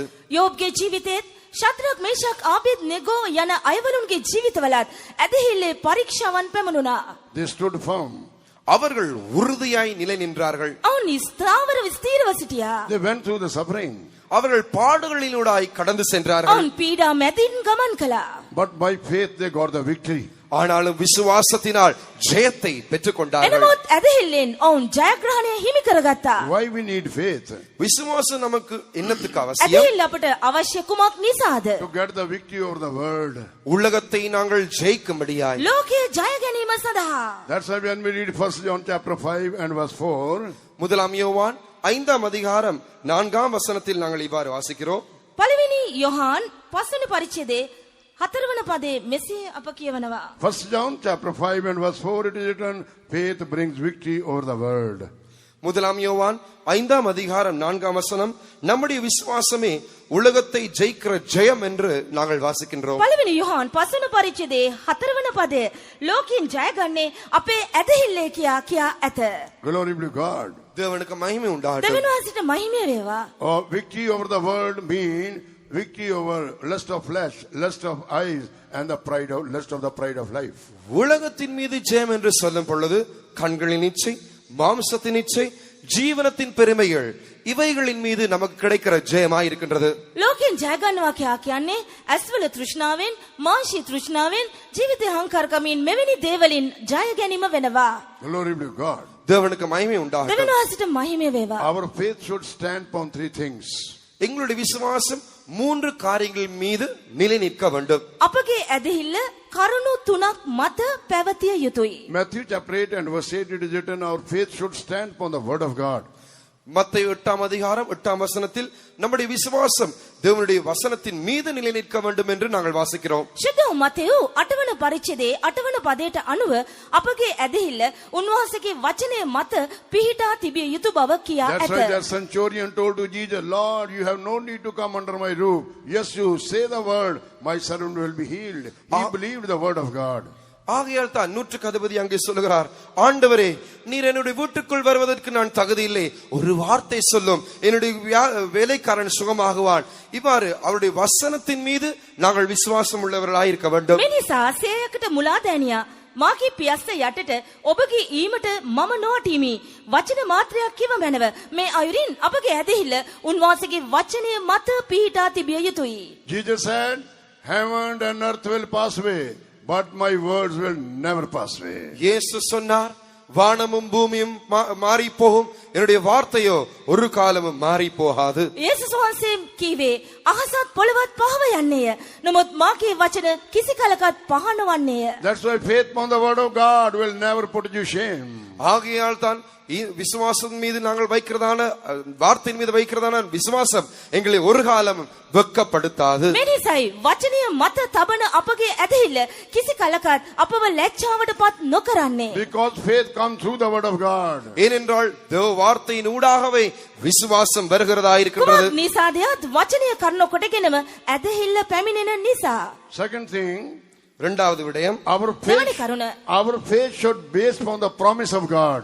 எங்களுடைய விசுவாசம் தேவனுடைய வாக்குத்தத்தங்கள் மீது நிலை நிற்கின்றதா இருக்க வேண்டும். අපගේ ඇදහිල්ල උන්වහන්සේගේ පොරොන්දු මත පිහිටා තිබිය යුතුයි. You can read by yourself Romans chapter 4 and verse 20, it is written there.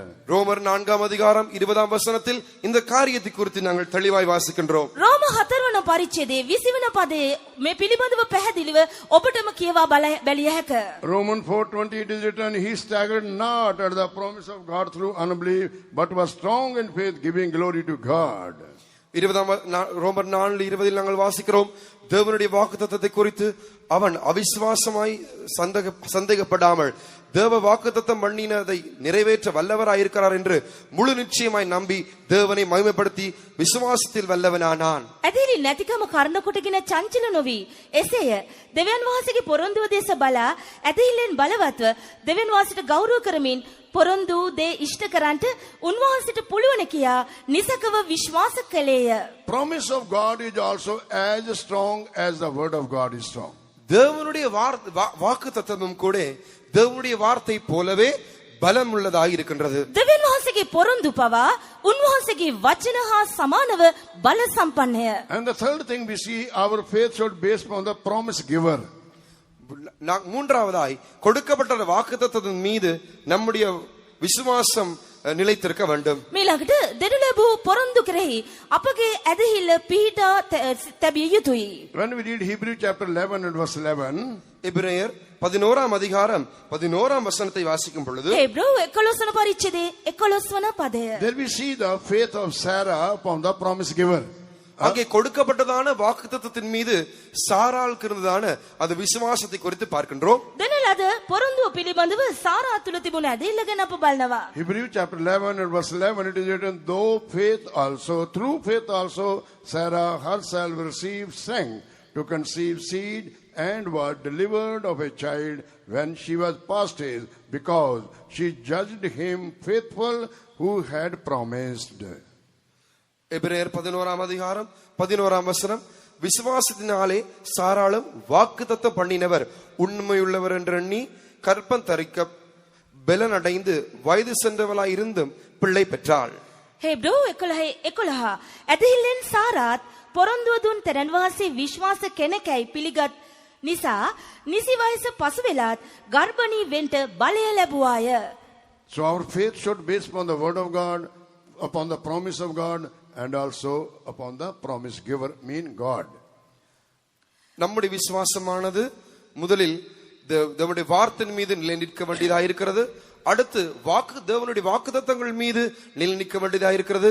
அடுத்து தேவன் நமக்கு கொடுக்கப்பட்ட வாக்குத்தத்தங்கள் மீது நிலை நிற்க வேண்டியதாக இருக்கிறது. අපගේ ස්ථීරසාර ඇදහිල්ල උන්වහන්සේගේ වචනය මතත් ඉන් අනතුරුව උන්වහන්සේ දුන් පොරොන්දු මතත් ඉන් අනතුරුව උන්වහන්සේ අපට දුන් අපටම දුන් පොරොන්දු කෙරෙහිත් අප රඳවා තබා ගත යුතුයි. Then for you everything will be possible.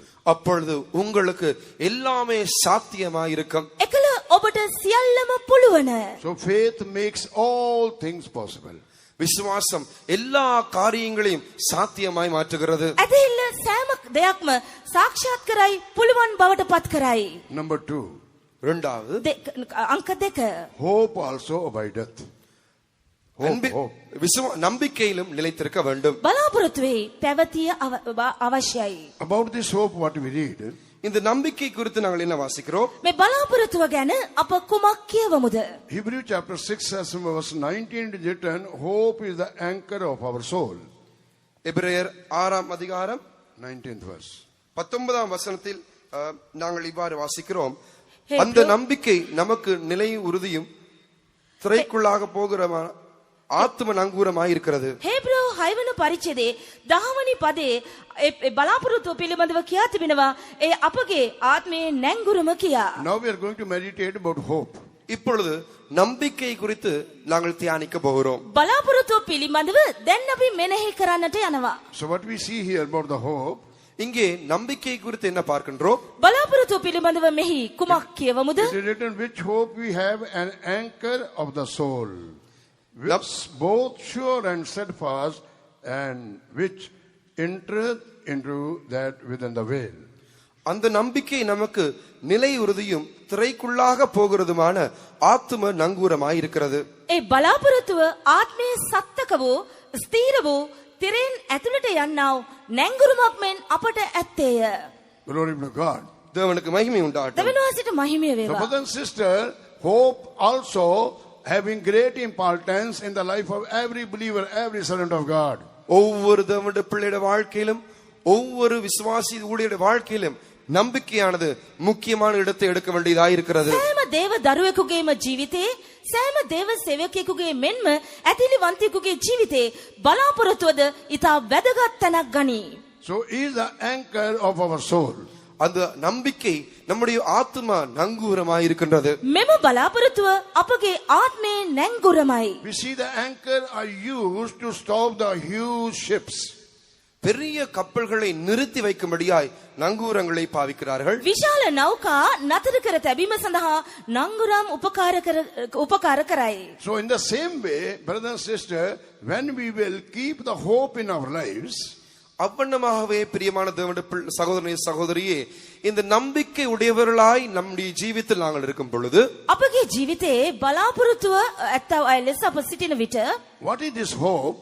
இந்த நம்பிக்கை என்னது? මේ බලාපොරොත්තුව කුමක්ද? When we read Colossians chapter 1 and verse 27, கொலோசியர் 1:27 வசனத்தை வாசிக்கும் பொழுது කොලොසි 1 පරිච්ඡේදයේ 27 වන පදය කියවද්දී it is written, Christ in you, the hope of glory. Christ in you, the hope of glory. ඒ වනාහි තේජසේ බලාපොරොත්තුව වන නුඹලා හා ක්‍රිස්තුස් වහන්සේ කියා එහි කියා ඇත. இங்கே சொல்லப்பட்டிருக்கிறது, கிறிஸ்துவானவர் மகிமை நம்பிக்கையாக உங்களுக்குள் Colossians chapter 1 and verse 27, the last portion is written, Christ in you, the hope of glory.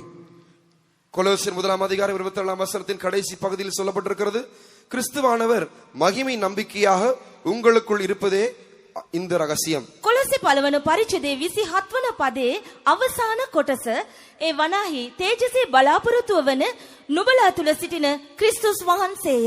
Christ gives us hope. கிறிஸ்து நமக்கு நம்பிக்கை பெற்று தருகிறார். ක්‍රිස්තුස් වහන්සේ අපට බලාපොරොත්තුව ගෙන දෙනවා. How Christ gives us hope? கிறிஸ்து எவ்வாறு நம்பிக்கையை நமக்கு தருகிறார்? ක්‍රිස්තුස් වහන්සේ අපට බලාපොරොත්තුව ගෙන දෙන්නේ කෙලෙසින්ද?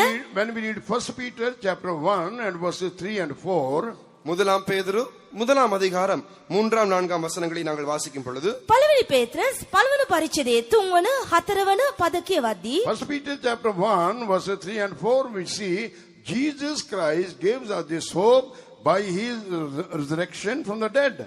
முதலாம் பேதுரு 1:3-4 வசனங்கள் நாங்கள் வாசிக்கும் பொழுது இயேசு கிறிஸ்து அவருடைய மரித்தோரிலிருந்து உயிரோடு எழும்புவதினூடாக இந்த நம்பிக்கை நமக்கு பெற்று தந்திருக்கிறார் என்று காண்கின்றோம். පළවෙනි පේත්‍රස් 1 පරිච්ඡේදයේ 3 වන 4 වන පද සිංහලෙන් 5 වන කොටසේ 5 වෙනි පදේ මුල් කොටසේ යේසුස් ක්‍රිස්තුස් වහන්සේගේ මලවුන්ගෙන් නැගිටීම කරුණ කොටගෙන උන්වහන්සේ මේ අපට ලබා දුන් බව කියා තිබේ. It is written, he hath begotten us again unto a lively hope by the resurrection of Jesus Christ from the dead. இங்கே எழுதப்பட்டிருக்கிறது, அவர் இயேசு கிறிஸ்து மரித்தோரிலிருந்து எழுந்ததினாலே அழியாததும் மாசற்றதும் வாழாததுமாகிய சுதந்திரத்துக்கேதுவான ஜீவனுள்ள நம்பிக்கை உண்டாகும்படி தமது மிகுந்த இரக்கத்தின்படி நம்மை மறுபடியும் ஜெனிப்பித்தார். යේසුස් ක්‍රිස්තුස් වහන්සේගේ මලවුන්ගෙන් නැගිටීම කරුණ කොටගෙන ස්වර්ගයේ තබා තිබෙන්නා වූ ජරාවට නොපැමිණෙන්නා වූ නොකිලිටු පහනවන්නා වූ උරුමයක් එනම් ජීවන බලාපොරොත්තුවක් ස්වාමින් වහන්සේ උන්වහන්සේගේ මහත් බලය කරුණ කොටගෙන ඇතිහිල්ලෙන් අපට ලබා දී තිබේ කියා ඇත. Jesus Christ, who the hope of glory in us, what hope he has produced for us through his resurrection from the dead. இயேசு கிறிஸ்து அவருடைய உயிர்த்தெழுதலினூடாக நமக்குள் அவர் உண்டாக்கி இருக்கிறதான அந்த ජීවනුள்ள நம்பிக்கை தான் என்ன? යේසුස් ක්‍රිස්තුස් වහන්සේ මලවුන්ගේ නැවත නැගිටීම කරන කොටගෙන අප තුළ උත්පාද කර තිබෙනා වූ ඒ ජීවන බලාපොරොත්තුව නම් කුමක්ද? In verse 4 it is written, 4ஆம் வசனத்தில் சொல்லப்பட்டிருக்கிறது, හතරවන පදයේ කියා to තිබෙනවා an inheritance incorruptible and undefiled and that fadeth not away, reserved in heaven for us, for you.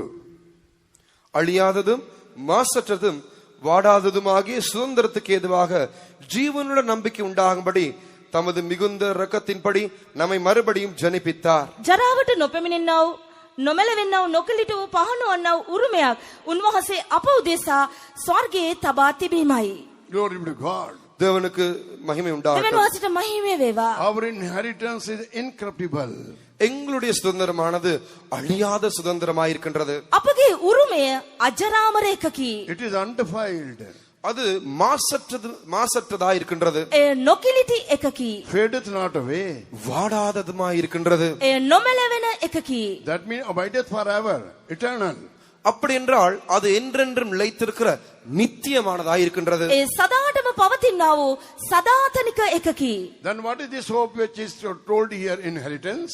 இங்கே நமக்கு சுதந்திரமாக சொல்லப்பட்டிருக்கிறதான இந்த நம்பிக்கை தான் என்ன? මේ ස්ථානයේ අපගේ උරුමය වශයෙන් හඳුන්වා තිබෙන මේ බලාපොරොත්තුව නම් කුමක්ද? It is New Jerusalem and Zion in heaven. அது பரலோகத்தில் இருக்கிறதான புதிய எருசலேமும் சீயோனுமாய் இருக்கின்றது. එය නව ස්වර්ගයේ තිබෙනා වූ නව යෙරුසලම සහ සියොනයි. It is incorruptible, undefiled, fadeth not away. அது அழியாததும் மாசற்றதும் வாடாததுமாய் இருக்கின்றது. එය නොමැලවෙන අජරාමර වූ නොකිලිට වූ එකකි. Glory be to God. தேவனுக்கு மகிமை දෙවියන් உண்டாகட்டும். වහන්සේට මහිමය වේවා. Therefore, hope will never make us ashamed. ஆகையால் இந்த நம்பிக்கை ஒருபோதும் எங்களை வெட்கப்படுத்தாது. මේ නිසා මේ බලාපොරොත්තුව කිසි කලකත් අපව ලැජ්ජාවට පත් නොකරයි. Romans 5:5 it is written, hope never makes us ashamed. ரோமர் 5ஆம் அதிகாரம் 5ஆம் வசனம் சொல்லப்பட்டிருக்கிறது, இந்த நம்பிக்கை எங்களை ஒருபோதும் வெட்கப்படுத்துவதில்லை. රෝම 5 වන පරිච්ඡේදයේ 5 වන පදය මේ බලාපොරොත්තුව අපව ලැජ්ජාවට පත් කරන්නේ නැතයි කියා ඇත. But now, brother and sister, no time to tell in detail regarding this hope. One hope is that our Lord and Savior Jesus Christ is the hope of glory, and He Himself prepared a hope for us which is called inheritance, that is New Jerusalem and Zion, for us which is incorruptible, undefiled, and fadeth not away. பிரியமானவர்களே, இந்த நம்பிக்கை குறித்து நான் விவரமாய் பேச எனக்கு நேரமில்லை. ஆனாலும் மகிமை நம்பிக்கையா இருக்கிறதான இயேசு தாமே நமக்கு ஜீவனுள்ள அழியாததுமாக மாசற்றதும் வாடாததுமாகிய ஒரு சுதந்திரத்தை நமக்கு உண்டு பண்ணியிருக்கிறார். அதுவே புதிய எருசலேமும் சீயோனுமாயிருக்கின்றது. මේ බලාපොරොත්තුව පිළිබඳව සවිස්තරව කතා කරන්නට වේලාව මට ඉඩකඩ දෙන්නේ නැත. අපගේ මහිමේ බලාපොරොත්තු වන යේසුස් ක්‍රිස්තුස් වහන්සේ නොමැලෙන්නා වූ නොකිලිට වූ ජරාවට පත් නොවන්නා වූ උරුමයක් අපට ලබා දී තිබෙනවා. ඒ උරුමේ ස්වාමී යේසුස් ක්‍රිස්තුස් වහන්සේව සිටිනවා. When you will have this hope, what blessing you will have and how you can abound into that hope, one verse I will tell you. இந்த நம்பிக்கை உங்களுக்கு இருக்கும் பொழுது அதனூடாக என்ன ஆசீர்வாதங்களை நீங்கள் பெற்றுக்கொள்வீர்கள், இந்த நம்பிக்கையில் எவ்வாறு பெருகுவது என்பதை குறித்த ஒரு வசனத்தை உங்களுக்கு தர விரும்புகிறேன். බලාපොරොත්තුව තුලින් ඔබ ලබන ආශිර්වාද මොනවාද? මේ බලාපොරොත්තුව ඔබ ප්‍රගුණ කරන්නේ කෙසේද? මේ පිළිබඳව ඔබට මම පදයක් ගෙන දෙහැර දක්වන්නෙමි. Romans 15 chapter verse 13. ரோமர் 15ஆம் அதிகாரம் 13ஆம் வசனம். රෝම 15:13. Now the God of hope fill you with all joy and peace in believing. பரிசுத்தாவின் பலத்தினாலே உங்களுக்கு நம்பிக்கை பெருகும்படி நம்பிக்கையின் தேவன் விசுவாசத்தினால் உண்டாகும் எல்லாவித சந்தோஷத்தினாலும் சமாதானத்தினாலும் உங்களை நிரப்புவாராக. 13. Now the God of hope fill you with all joy and peace. That means when you will abound in hope, or this Jesus who is the hope of glory in us, He will give us joy and peace. 13 වෙනි පදයේ ඉතින් ශුද්ධාත්මන වාසිකේ බලයෙන් නුඹලා අධික බලාපොරොත්තුවෙන් යුක්තව සිටින පිණිස මේ බලාපොරොත්තුවේ දෙවියන් වහන්සේ ඇදිල්ලෙන් වූ සීල ප්‍රීතියෙන්ද සමාදානෙන්ද නුඹලා පූර්ණ කරන සේක්වා මේ ඇදිල්ල සඳහා ඇදිල්ලෙන් අප සිටින විට උන්වහන්සේගේ ප්‍රීතිය හා සමාදානය උන්වහන්සේ අපව පුරවාලනවා. நம்பிக்கையின் தேவன் விசுவாசத்தினால் உண்டாகும் எல்லாவித சந்தோஷத்தினாலும் சமாதானத்தினால் நிரப்புவாராக. நாங்கள் நம்பிக்கையில் காத்திருக்கும் பொழுது நம்பிக்கையோடு கூட இருக்கும் பொழுது தேவன் தாமே சமாதானத்தினாலும் சந்தோஷத்தினாலும் நம்மை நிரப்புகிறவராய் இருக்கின்றார். බලාපොරොත්තුවෙන් අප පසුවන විට උන්වහන්සේගේ ප්‍රීතියෙන් හා සමාදානයෙන් උන්වහන්සේ අපව පුරවනවා. And this hope must abound in us. இந்த நம்பிக்கை நம்மில் பெருக வேண்டும். මේ බලාපොරොත්තුව අප තුල අධික විය යුතුයි. How this hope will abound in us? இந்த நம்பிக்கை எவ்வாறு நமக்குள் பெருகிறதா இருக்கின்றது? මේ බලාපොරොත්තුව අප තුල ප්‍රගුණ වන්නේ අධික වන්නේ කෙසේද? That ye may abound in hope through the power of the Holy Ghost. It is mentioned in the same verse. அதே வசனத்தில் சொல்லப்பட்டிருக்கிறது பரிசுத்தாவின் பலத்தினாலே உங்களுக்குள் நம்பிக்கையில் பெருகும் படிக்கு என்று. එම පදේම කියා තිබෙනවා ශුද්ධාත්මයන් වහන්සේගේ බලයෙන් නුඹලා තුල තිබෙනා බලාපොරොත්තුව අධික වන පිණිස කියා. What is our hope? எங்களுடைய நம்பிக்கை என்னது? අපගේ බලාපොරොත්තුව යනු කුමක්ද? Coming of our Jesus Christ. நம்முடைய கர்த்தராகிய இயேசு கிறிஸ்துவின் வருகையாய் இருக்கின்றது. අපගේ ස්වාමියෝ යේසුස් ක්‍රිස්තුස් වහන්සේගේ ඊමයි. Hallelujah. Coming of our Jesus Christ, that is our hope. நம்முடைய கர்த்தராகிய இயேசு கிறிஸ்துவின் வருகை நம்முடைய நம்பிக்கையாய் இருக்கின்றது. අපගේ යේසුස් ක්‍රිස්තුස් වහන්සේගේ ඊම අපගේ බලාපොරොත්තුවයි. To abound into that hope or to meet our Jesus when he comes, we shall live a spirit-filled life. அந்த நம்பிக்கையில் பெருகும் படிக்கு நாங்கள் எப்பொழுதும் அந்த இயேசுவின் மகிமை வெளிப்படும் பொழுது நாங்கள் காணும்படியாக எப்பொழுதும் ஆவியில் நிரம்பி ஜீவிக்கின்றதான ஜீவியம் நமக்கு அவசியமாய் இருக்கின்றது. ඒ බලාපොරොත්තුව අධික වන පිණිස අපගේ ස්වාමී යේසුස් ක්‍රිස්තුස් වහන්සේ එන විට උන්වහන්සේ මුණ ගැසීම සඳහා ආත්මයෙන් පිරුණා වූ ඒ අත්දැකීම අපට අවශ්‍ය කරනවා. Glory be to God. தேவனுக்கு மகிமை உண்டாகட்டும். දෙවියන් වහන්සේට මහිමය වේවා. Hope makes all things bright. நம்பிக்கை எல்லா காரியத்தையும் தெளிவாக்குறது, பிரகாசிக்க பண்ணுகிறது. බලාපොරොත්තුව සෑම දෙයක්ම දීප්තිමත් කරයි, පැහැදිලි කරයි. By seeing your past failures and shortcoming and sins and iniquities which you have done against God, don't be discouraged, don't be disheartened, but build up your hope into your life, renewing your life, and after that walk by Holy Spirit. நீங்கள் உங்களுடைய கடந்த காலத்தில் செய்ததான தவறுகள், தப்பிதங்கள், பாவங்கள், அக்கிரமங்கள் இவை எல்லாவற்றையும் நினைத்து நினைத்து அதைரியப்பட்டு போக வேண்டாம். நீங்கள் நம்பிக்கையில் பெருகுங்கள். நீங்கள் ஆவியினாலே உங்களை புதுப்பித்து ஆவியில் புதிதான ஒரு ஜீவியம் ஜீவிக்க ஆரம்பியுங்கள். ඔබගේ පසුගිය කාලේ ඔබගේ ජීවිතයේ තිබුණා පරාජයන්, අඩලුඩුකම්, වැරදි, අයිතුකම්, අධර්මිෂ්ඨකම් මේවා සීකර අධෛර්ය වෙමින් නොසිටින්න ඔබ ආත්මය කන්නකොටගෙන පූර්ණ ඒ බලාපොරොත්තුෙන් ඔබව ධෛර්යමත් කර ගන්න. That's why Psalm 34 and verse 5 it is written, they looked unto him and were lightened, and their faces were not ashamed. ஆகையால் தான் சங்கீதம் 34:5 எழுதப்பட்டிருக்கிறது, அவர்கள் அவரை நோக்கி பார்த்து பிரகாசம் அடைந்தார்கள், அவர்கள் முகங்கள் வெட்கப்படவில்லை. එනිසා තමයි ගීතාවලිය 34:5 කියා තිබෙන්නේ ඔහු උන්වහන්සේ දෙස බලා එළිය ලැබුවෝය, ඔවුන්ගේ මුහුණු කිසි කලකත් ලැජ්ජාවටපත් නොවුනෝය. Number 3. மூன்றாவது 3. We see the charity. அன்பு. 3. ප්‍රේමය. So here the charity means agape love.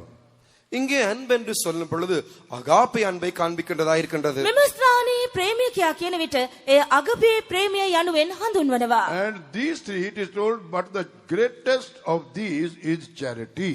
இம்மூன்றும் நிலைத்திருக்கிறது, இவைகளில் அன்பே பெரிது. මේ තුනම පවතින්නේය. නමුත් මේවායින් ඊට උතුම් එක වන්නේ ප්‍රේමයයි. Agape love means unconditional love. Agape அன்பு என்று சொல்லும் பொழுது நிபந்தனையற்றதான அன்பாய் இருக்கின்றது. අගපේ ප්‍රේමය කියා කියන්නේ කොන්දේසි රහිත ප්‍රේමයයි. Brothers and sisters, we should not love our Jesus by keeping some condition before him. பிரியமான சகோதரனே சகோதரியே, நம்முடைய இயேசுவை நாங்கள் சில நிபந்தனைகளை போட்டுதான் அன்பு கூறக்கூடாது. පැවැත්තිනි අප අපගේ යේසුස් වහන්සේ ඉදිරිපිට කොන්දේසි තබමින් උන්වහන්සේට ප්‍රේම නොකළ යුතුයි. If God will give me a job, if God will heal my sickness, if God will answer my prayer, and if God will give me an issue, then only I will love God. Keeping such condition before God and loving God, that is not the true love. தேவன் எனக்கு நல்ல தொழிலை தந்தார், அவரை நேசிப்பேன். எனக்கு நல்ல பணத்தை தந்தால் அவரை நேசிப்பேன் என்று இப்படிப்பட்டதான நிபந்தனைகளை அவர் முன் வைத்து இப்படி செய்தால்தான் அவரை நேசிப்பேன் என்று நாங்கள் நிபந்தனை வைத்து நேசித்தால் அது மெய்யான நேசம் அல்ல, அன்பு அல்ல. උන්වහන්සේ මට සුවය ලබා දුන්නොත් මම උන්වහන්සේට මෙසේ ප්‍රේම කරමි. උන්වහන්සේ මට රැකියාවක් දුන්නොත් මෙසේ ප්‍රේම කරමි. යනාදී වශයෙන් නොයෙකුත් කරුණු උන්වහන්සේ ඉදිරිපිට තබමින්, නොයෙකුත් කොන්දේසි උන්වහන්සේ ඉදිරිපිට තබමින් උන්වහන්සේට ප්‍රේම කරමි කියා ප්‍රේම කරනවා නම් ඒ ප්‍රේමය සැබෑ වූ ප්‍රේමයක් නොවේයි. Unconditional love, which is called charity or agape love, only such love will help us to please Jesus. நிபந்தனையற்றதான அன்பு இல்லாவிட்டால் அகாப்பை அன்பு, இப்படிப்பட்ட அன்பு மாத்திரமே இயேசுவை பிரியப்படுத்தக்கூடிய அன்பா இருக்கின்றது. අගපේ ප්‍රේමය වන කොන්දේසි විරහිත ප්‍රේමයකට පමණයි උන්වහන්සේව ප්‍රසන්න කළ හැකි වන්නේ. That's why we see Apostle Paul told, Romans chapter 8 and verse 35, who shall separate us from the love of Christ?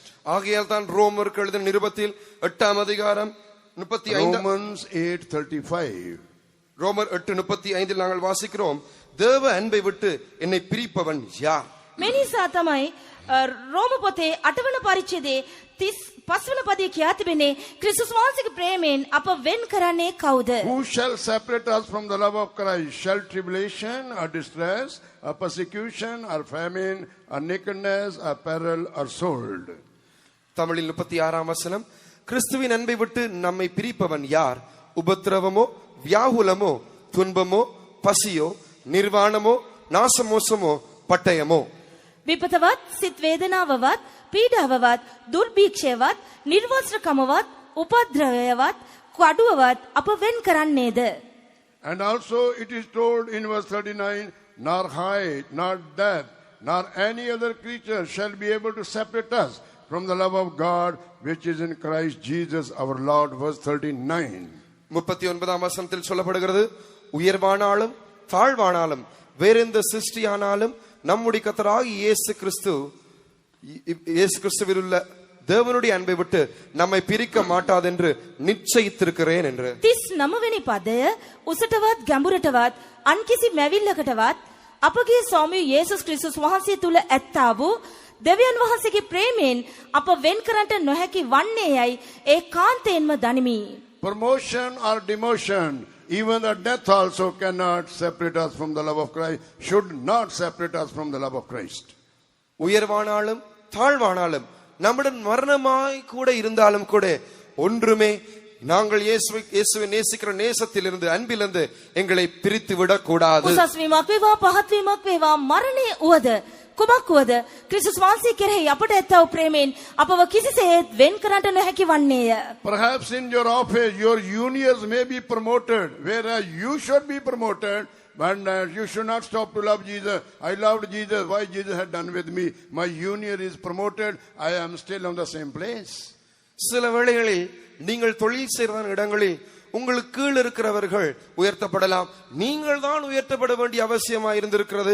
ஆனாலும் உங்களுக்கு பதில் உங்களை விட சிறியவர்கள் உங்கள் கீழ் இருக்கிற உயர்த்தப்படும் பொழுது பாருங்கள், நான் உயர்த்தப்பட வேண்டுமே, ஆனால் எனக்கு கீழ் இருந்தவர் உயர்த்தப்பட்டு விட்டாரே, நான் இயேசுவை நேசிக்க மாட்டேன் என்று அப்படி சொல்லிவிடக் கூடாது, நடந்து விடக் கூடாது. සමහර විට ඔබ රාජ්‍ය කාර්ය කරන කාර්යාලයේ ජේෂ්ඨ ඔබට වඩා කනිෂ්ඨ සේවකයන්ව උසස් කරනු ලබන අවස්ථාවේදී බලන්න ජේෂ්ඨ මා සිටියේදී කනිෂ්ඨ අයව මෙලෙසින් උසස් කරනු ලබනවා. මායි උසස් වීම ලැබිය යුත්තේ මින් අනතුරුව නම් මා උන්වහන්සේට ප්‍රේම කරන්නේ නැතයි යනුවෙන් ඔබ නොකිව යුතුයි. Because Romans chapter 8 and verse 28 it is written, and we know that all things work together for good to them that love God, to them who are the called according to his purpose. Romans 8:28. ரோமர் 8ஆம் அதிகாரம் 28ஆம் வசனத்தில் வாசிக்கிறோம், அன்றியும் அவருடைய தீர்மானத்தின்படி அழைக்கப்பட்டவர்களாய் தேவனிடத்தில் அன்பு கூறுகிறவர்களுக்கு சகலம் நன்மைக்கு ஏதுவாக நடக்கிறது என்று அறிந்திருக்கிறோம். රෝම 8 වන පරිච්ඡේදයේ 28 වෙනි පදය තවද දෙවියන් වහන්සේට ප්‍රේම කරන්නන්ට එනම් උන්වහන්සේගේ අභිප්‍රාය ලෙස කැඳවනු ලැබුවන්ට සියලු දේම යහපත පිණිස එකට ක්‍රියා කරන බව අපි දනිමුව. All things work together for good to them that love God. சகலமும் தேவனில் அன்பு கூறுவர்களுக்கு சகலம் நன்மைக்கு ஏதுவாய் நடக்கிறது என்று அறிந்திருக்கிறோம். දෙවියන් වහන්සේට ප්‍රේම කරන්නන්ට සියලු දේව යහපත පිණිස එකට සිදුවන බව දනිමුව. Glory to God. தேவனுக்கு மகிமை உண்டாகட்டும். දෙවන් වාසිට මහිමය වේවා. Love begins our heart and in our body. அன்பானது நம்முடைய இருதயத்தையும் நம்முடைய சரத்தையும் சுகப்படுத்துகிறதா இருக்கிறது. ප්‍රේමය අපගේ සිත මෙන්ම කය ශරීරය සුවපත් කරයි. That's why Matthew chapter 22 and verse 37 it is written, Jesus said, love your God with your whole heart, with your whole soul and spirit. ஆகையால் இருதயத்திலும் சரத்திலும் நம்முடைய அன்பு தொடர்கிறதா இருக்கிறது. ஆகையால் தான் இயேசு மத்தேயு 22 அதிகாரம் 37 வசனத்தில் சொல்லுகிறார், உன் தேவனாகிய கர்த்தரிடத்தில் உன் முழு இருதயத்தோடும் உன் முழு ஆத்துமாவோடும் உன் முழு மனதோடும் அன்பு கூறுவாயாக. ශරීරය සිතත් සමග මේ බැඳී තිබෙනවා. මේ නිසා තමයි උන්වහන්සේ මතෙව් පොතේ 22 වන පරිච්ඡේදයේ 37 වෙනි පදයේ කියා තිබෙන්නේ, නුඹේ මුළු ආත්මෙන්ද නුඹේ මුළු හෘදයෙන්ද නුඹේ මුළු ශරීරෙන්ද උන්වහන්සේට ප්‍රේම කරන්න කියා. Love your God with your whole heart. உங்களுடைய முழு மனதோடு உங்கள் தேவனாகிய கர்த்தரை அன்பு கூறுங்கள். නුඹේ මුළු හෘදයෙන් දෙවියන් ස්වාමීන් වහන්සේට ප්‍රේම කරව. And we see that heart and body, in our heart and body we can see the love of God. எங்களுடைய இருதயத்திலும் எங்களுடைய சரீரத்திலும் நம் தேவனுடைய அன்பை காணக்கூடியவர்களாய் இருக்கின்றோம். අපගේ සිත තුලත් අපගේ කය තුලත් ශරීරය තුලත් දේව ප්‍රේමය අපට දැකිය හැක. A body was given to Jesus. இயேசுவுக்கும் ஒரு சரீரம் கொடுக்கப்பட்டது. යේසුස් වහන්සේටත් ශරීරයක් දෙනු ලැබුවා. That's why Jesus said, Father, you have given me bodies, prepared a body for me so that in this body I may do thy will.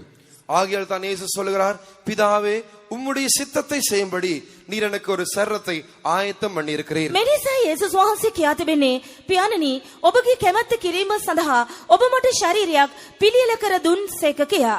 We must love to do the will of God. தேவனுடைய சித்தத்தை செய்ய நாங்கள் நேசிக்க வேண்டும், அதை அன்பு கூற வேண்டும். අප උන්වහන්සේට ප්‍රේම කර උන්වහන්සේගේ කැමැත්ත කළ යුතුයි. අප ඊට ප්‍රේම කළ යුතුයි. We should not love our body or the thoughts of our heart, but we should love with our heart and body to do the will of God. நாம் நம்முடைய சரீரத்தையோ நம்முடைய இருதயத்தின் சிந்தனைகளையோ நேசிக்க கூடாது. ஆனாலும் எங்களுடைய சரீரத்திலும் நம்முடைய இருதயத்திலும் தேவ சித்தத்தை செய்வதை குறித்து தேவனை அன்பு கூற வேண்டும், நேசிக்க வேண்டும். අපගේ ශරීරයට හෝ අපගේ සිතේ නැගෙන සිතිවිලි වලට හෝ අපි ප්‍රේම නොකළ යුතුයි. නමුත් අපගේ සිතින් සහ අපගේ ශරීරයෙන් දේව කැමැත්ත කිරීම සඳහා අප ප්‍රේම කළ යුතුයි. That's why Psalm 40 and verse 8 we see about Jesus. It is told, he said, I delight to do thy will, O my God. ஆகையால் தான் 40ஆம் சங்கீதத்தில் நாங்கள் வாசிக்கிறோம், ஆண்டவரே உம்முடைய சித்தத்தை செய்வதில் நான் ஆனந்த மகிழ்ச்சி கொள்ளுகிறேன் என்று அங்கே வாசிக்கின்றோம். මේ නිසා තමයි 40 වෙනි ගීතාවලිය කියා තිබෙන්නේ, දෙවියන් වහන්සේ ඔබගේ කැමැත්ත කිරීමෙන් මම ප්‍රිය විමි නැත්නම් සන්තෝෂ විමි කියා. When we do the will of God with our whole heart and with our body, God will become our personal God. நம்முடைய முழு இருதயத்தோடும் நம்முடைய சரீரத்திலும் நாங்கள் தேவனை அன்பு கூர்ந்து தேவ சித்தத்தை செய்யும் பொழுது அவர் நம்முடைய தேவனாய் மாறிவிடுகிறார். අපේ මුළු හෘදයෙන් මුළු ශරීරයෙන් උන්වහන්සේට ප්‍රේම කරමින් දේව කැමැත්ත කරන විට උන්වහන්සේ අපගේම දෙවියන් වහන්සේ බවට පත් වෙනවා. Love makes everything easy. அன்பு எல்லாவற்றையுமே லகுவாய் லேசாய் மாற்றி விடுகிறது. ප්‍රේමය අපට සියල්ලම සරල බවට හා පහසු බවට පත් කර දෙනවා. Faith makes everything possible. விசுவாசம் எல்லாவற்றையும் சாத்தியமாய் மாற்றி விடுகிறது. ඇදහිල්ල අපට සියල්ලම පුළුවන් තැනට ගෙන එනවා. Hope makes everything bright. நம்பிக்கை எல்லாவற்றையும் பிரகாசிப்பிக்கிறது. බලාපොරොත්තුව සියල්ල දීප්තිමත් කරයි. And love makes everything easy for us. அன்போ எல்லாவற்றையும் இலகுவாக லேசாக நமக்கு மாற்றி விடுகிறது. ප්‍රේමය සියල්ලක්ම අපට පහසු බවට පත් කර දෙයි. Faith is connected with our spirit. விசுவாசம் நம்முடைய ஆவியோடு கூட தொடர்புடையதா இருக்கின்றது. ඇදහිල්ල අපගේ ආත්මය සමග බැඳී තිබෙනවා. Hope is connected with our soul. நம்பிக்கை நம்முடைய ஆத்மாவோடு கூட தொடர்புடையதா இருக்கின்றது. බලාපොරොත්තුව අපගේ ප්‍රාණය හා බැඳී පවතී. And love is connected with our body. அன்பு நம்முடைய சரீரத்தோடு கூட தொடர்புடையதா இருக்கின்றது. ප්‍රේමය අපගේ ශරීරය හා බැඳී තිබේ. Brother and sister, when this faith, hope and love will increase in us, இந்த அன்பு, விசுவாசம் நம்பிக்கை நம்முடைய ஜீவியத்தில் பெருகும் பொழுது අපගේ ජීවිතයේ ඇදහිල්ල බලාපොරොත්තුව ප්‍රේමය අධික වන විට then what will be our condition? எங்களுடைய நிலவரம் என்னவா இருக்கும்? අපගේ තත්ත්වය කුමක් වනවා ඇද්ද? We will read the last verse and conclude the message. நம்முடைய பிரசங்கத்துடைய கடைசி வசனங்களை வாசிப்போம். අපි මේ අවසාන පදයේ කියවා දේශනය අවසන් කරමු. 1 Thessalonians chapter 5 and verse 23. முதலாம் தெசலோனிக்கேயர் 5ஆம் அதிகாரம் 23ஆம் வசனத்தை வாசிப்போம். පළවෙනි තෙසලෝනික 5 වන පරිච්ඡේදයේ 23 වන පදයේ කියවමු. And the very God of peace sanctify you wholly, and I pray God your whole spirit and soul and body be preserved blameless unto the coming of our Lord Jesus Christ. சமாதானத்தின் தேவன் தாமே உங்களை முற்றிலும் பரிசுத்தமாக்குவாராக. உங்கள் ஆவி, ஆத்துமா, சரீரம் முழுவதும் நம்முடைய கர்த்தராகிய இயேசு கிறிஸ்து வரும்போது குற்றமற்றதாயிருக்கும்படி காக்கப்படுவதாக. සමාදානයේ දෙවියන් වහන්සේම නුඹලා සහමුලින් පවිත්‍ර කරන සේක්වා. නුඹලාගේ මුළු ආත්මයත් ප්‍රාණයත් ශරීරයත් අපගේ ස්වාමියෝ යේසුස් ක්‍රිස්තුස් වහන්සේගේ ඊමේදී නිදොස්ව තිබෙන ලෙස ආරක්ෂා කරනු ලැබේවා. This faith, hope and charity which is called love is given to us by the God of peace which is the Holy Spirit. சமாதானத்தின் தேவனூடாக இல்லாவிட்டால் பரிசுத்தாவியானவரின் ஊடாக இந்த சமாதானம், நம்பிக்கை, அன்பு நம்மளுக்கு கொடுக்கப்பட்டு இருக்கிறது. සමාදානයේ දෙවියන් වහන්සේ තුලින් නැතිනම් ශුද්ධාත්මයන් වහන්සේ කරුණ කොටගෙන මේ සමාදානය මේ බලාපොරොත්තු අපට ලබා දී තිබෙනවා. We should pray, Lord, increase my faith, increase my hope, increase thy love into my heart. நாங்கள் எல்லோரும் இவ்வனமாய் ஜெபிக்க வேண்டும். ஆண்டவரே, எனக்குள்ள இருக்க விசுவாசத்தை பெருகச் செய்யும், எனக்குள்ள இருக்க நம்பிக்கையை பெருகச் செய்யும். ஆண்டவரே, உம்முடைய அன்பு என்னுடைய வாழ்க்கையில் பெருகச் செய்யும். ස්වාමිනී, මගේ ඇදහිල්ල වර්ධනය කළ මැනව, මගේ බලාපොරොත්තු අධික කළ මැනව, ඔබ වහන්සේ කෙරෙහි මට තිබෙන ප්‍රේමය අධිකවන්ට සැලැස්සුව මැනව යනුවෙන් අප උන්වහන්සේට යාඥා කළ යුතුය. When this faith, hope and love which come from God to us will grow in us, we will see our God who is invisible in eternity forever and ever, being with him in New Jerusalem and Zion. இந்த தேவனிடத்திலிருந்து நமக்கு வருகிறதான இந்த நம்பிக்கை, விசுவாசம், அன்பில் நாங்கள் பெருகும் பொழுது நாங்கள் மகிமையில் நம்முடைய சொந்த கண்களால் காணக்கூடாது அதர்சனமாயிருக்கிற நித்திய ஜீவனாயிருக்க நம்முடைய தேவனை நித்தியமாய் என்றென்றைக்கும் அவருடைய ராஜ்யத்தில் நாங்கள் காணக்கூடியவர்களாய் தரிசிக்கக்கூடியவர்களாய் இருப்போம்.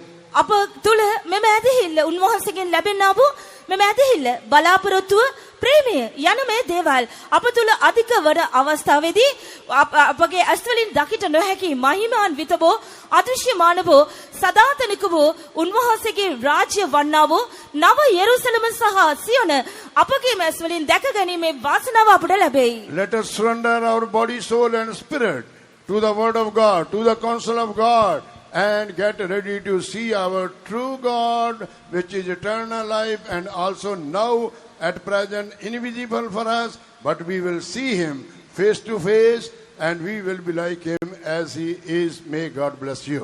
நாங்கள் தேவனுடைய ஆலோசனைக்கும் தேவனுடைய வார்த்தைக்கும் எங்களை ஒப்பு கொடுத்து நித்தியமும் அதர்சனமாயிருக்கிற நம்முடைய தேவனை என்றென்றும் நாங்கள் கண்டு தரிசித்து அவரோடு கூட நித்திய ராஜ்யத்தில் நிலைத்திருக்கும்படி நம்மை ஒப்பு கொடுப்போமாக. උන්වහන්සේගේ මන්ත්‍රණය, උන්වහන්සේගේ වචන වලට අප බාර වී ඒ අනුව අප ජීවත් වී සදාතනික වූ අදෘශ්‍යමාන වූ ඒ ජීවමාන දෙවියන් වහන්සේව ඒ දවසේදී අප දැක උන්වහන්සේට සමාන වී අප උන්වහන්සේව ඒ දවසේදී දැක ගන්නෙමු. Amen. ஆத்மா சரீரம் முழுவதும் ஐயா அர்ப்பணித்து விட்டேனேயும் கரத்தில். ஆவியாத்மா சரீரம் முழுவதும் ஐயா அர்ப்பணித்து விட்டேனேயும் கரத்தில். காரை தீரை கூரை ஒன்றும் இல்லாதே தரினோனாயும் முன்பில் நிறுத்திடுவே. காரை தீரை கூரை ஒன்றும் இல்லாதே தரினோனாயும் முன்பில் நிறுத்திடுவே. ஆவியாத்மா சரீரம் முழுவதும் ஐயா அர்ப்பணித்து விட்டேனேயும் கரத்தில். ஆவியாத்மா சரீரம் முழுவதும் ஐயா அர்ப்பணித்து விட்டேனேயும் கரத்தில் எல்லாரும் கரங்களை தட்டி காரத்தீரை கூரையொன்றுமில்லவே காயன கரங்களை தட்டி எல்லாரும் பாடுங்கள் முன்பில் நிறுத்திடுவே நாம் அப்பொழுது சந்தேகம் गायन करना ஒன்றுமில்லாதே தரினோனாயும் முன்பில் நிறுத்திடுவே காரத்தீரை கூரையொன்றுமில்லவே தரினோனாயும் முன்பில் நிறுத்திடுவே காரத்தீரை கூரையொன்றுமில்லவே தரினோனாயும் முன்பில் நிறுத்திடுவே காரத்தீரை கூரையொன்றுமில்லாதே தரினோனாயும் முன்பில் நிறுத்திடுவே காரத்தீரை கூரையொன்றுமில்லவே தரினோனாயும் முன்பில் நிறுத்திடுவே. ஹல்லேலூயா ஹல்லேலூயா ஹல்லேலூயா ஹல்லேலூயா. யாவரும் கரங்களை உயர்த்தி நன்றியுள்ள இருதயத்தோடு தேவனை சோதரிப்போமாக. සිළු දෙනා මාත්‍රසව ගුණවත් අදින් උන්වහන්සේට ප්‍රශංසා කරමු. ஹல்லேலூயா ஹல்லேலூயா ஹல்லேலூயா ஹல்லேலூயா ஹல்லேலூயா. சோத்ரம் சோத்ரம் சோத்ரம் சோத்ரம் சோத்ரம் சோத்ரம் சோத்ரம் சோத்ரம். எல்லாரும் சத்தமாய் நன்றியுள்ள இருதயத்தோடு தேவனை சோதரியுங்கள். ශබ්ද නගා සිළු දෙනා ගුණවත් අදින් ස්තුති කරන්න. ஹல்லேலூயா ஹல்லேலூயா ஹல்லேலூயா ஹல்லேலூயா ஹல்லேலூயா ஹல்லேலூயா. சோத்ரம் சோத்ரம் சோத்ரம் சோத்ரம். இந்த காலவேளையில் இந்த மத்தியான வேளையில் கர்த்தர் 1 கொரிந்தியர் 13:13 நம்மோடு பேசினான ஜீவனுள்ள வார்த்தைகளுக்காக தேவனை சோதரிப்போமாக. මේ මධ්‍යන වේලාවේදී පළවෙනි කොරින්ති 13 වෙනි පරිච්ඡේදයේ 13 වෙනි පදයේ තුලින් උන්වහන්සේ අපට කතා කළ වචන නිසා ස්තුති කරමු. ஹல்லேலூயா. சோத்ரம் சோத்ரம் சோத்ரம் சோத்ரம் சோத்ரம் சோத்ரம். ஹல்லேலூயா ஹல்லேலூயா ஹல்லேலூயா. இப்பொழுது விசுவாசம் நம்பிக்கை அன்பு மூன்றும் நிலைத்திருக்கிறது. இவைகளிலே அன்பே பெரியது. ඇදහිල්ල බලාපොරොත්තුව සහ ප්‍රේමය මේවා පවතින්නේය. මේ නිතා උතුම් එක ප්‍රේමය.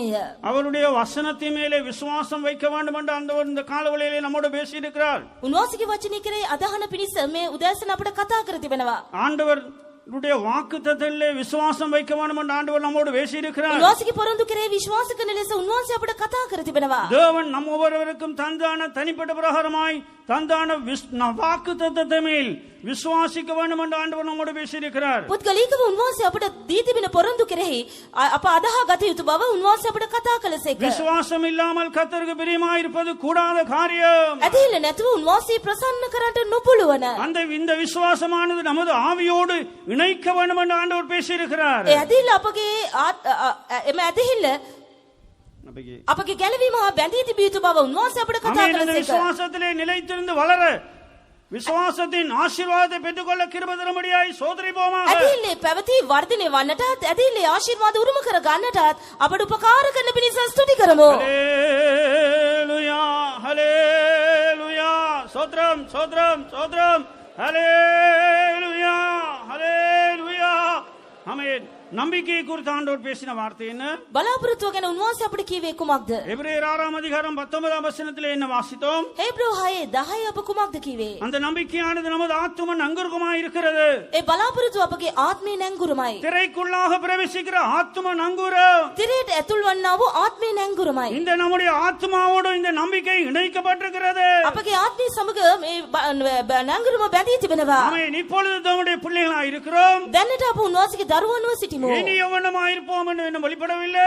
තවදුරටත් කොයි ආකාරයි වන්නේමුදයි තවම ප්‍රකාශ වී නැත. ஆயினும் அவர் வெளிப்படும் பொழுது එනමුත් උන්වහන්සේ ප්‍රකාශ වුණාම அவருக்கு ஒப்பாய் இருப்போம். අපි උන්වහන්සේට සමාන වෙන බව දන්නෙමුව. இந்த மத்தியான வேளையிலே இந்த ஆத்மாவிலே இந்த நம்பிக்கை இருக்கிறது.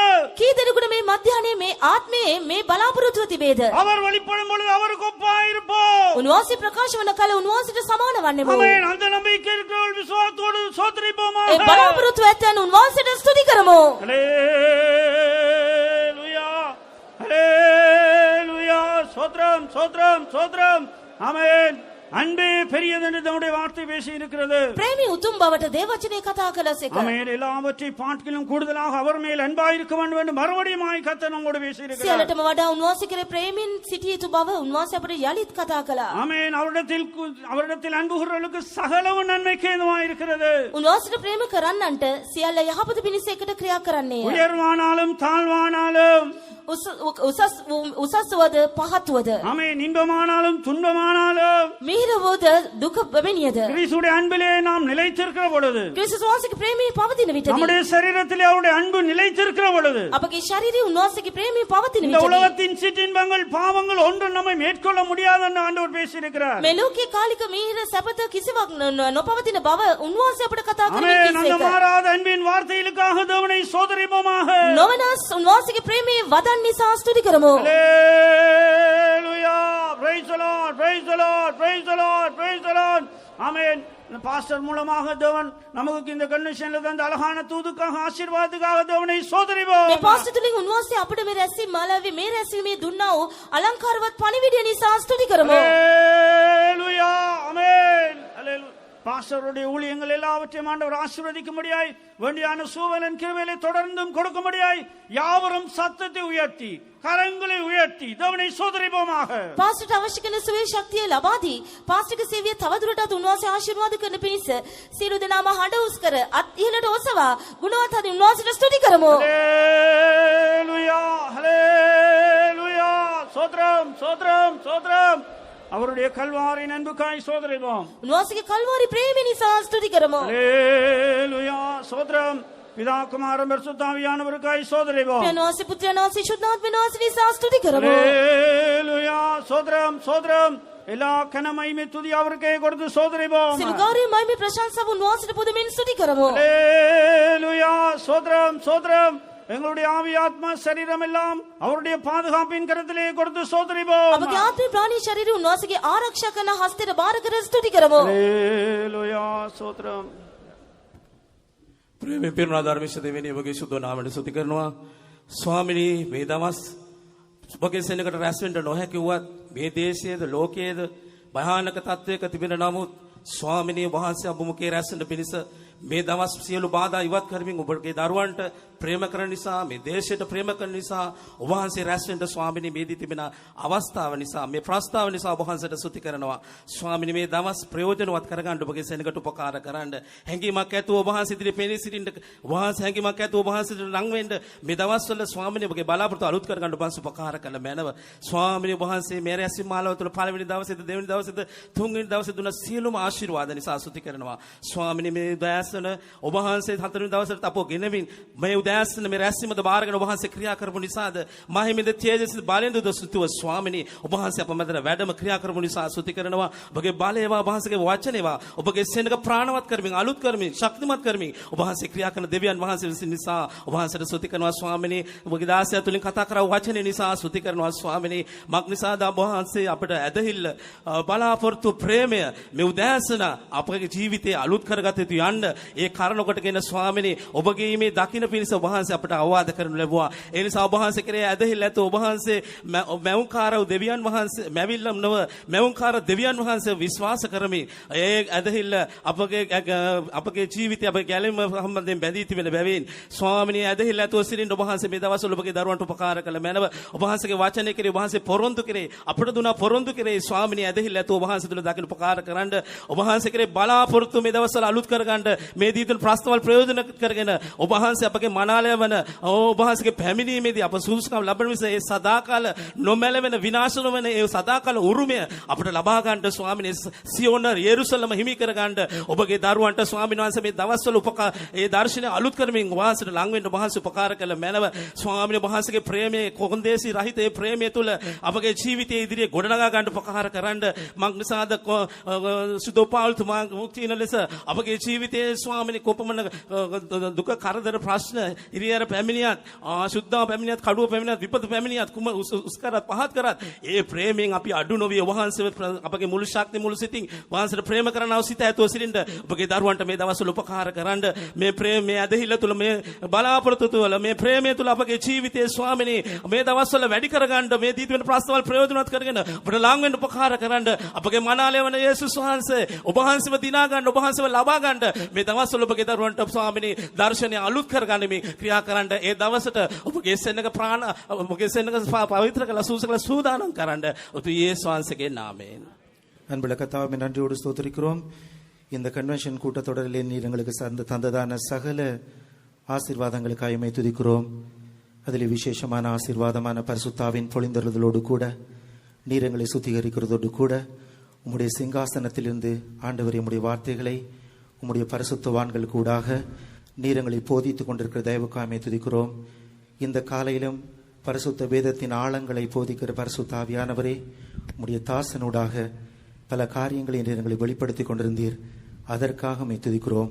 இந்த வார்த்தைகளை நாங்கள் மறுபடியுமாக அசை போட்டு அதற்கென்று எங்களை அர்ப்பணித்து எப்படியாவது இந்த வார்த்தைகளுக்கு எங்களை ஒப்பு கொடுத்து ஜீவிக்கத்தக்கதாக உதவி செய்யும்படியாக வேண்டுகிறோம். விசுவாச, நம்பிக்கை, அன்பு இம்மூன்றும் நிலைத்திருக்கிறது.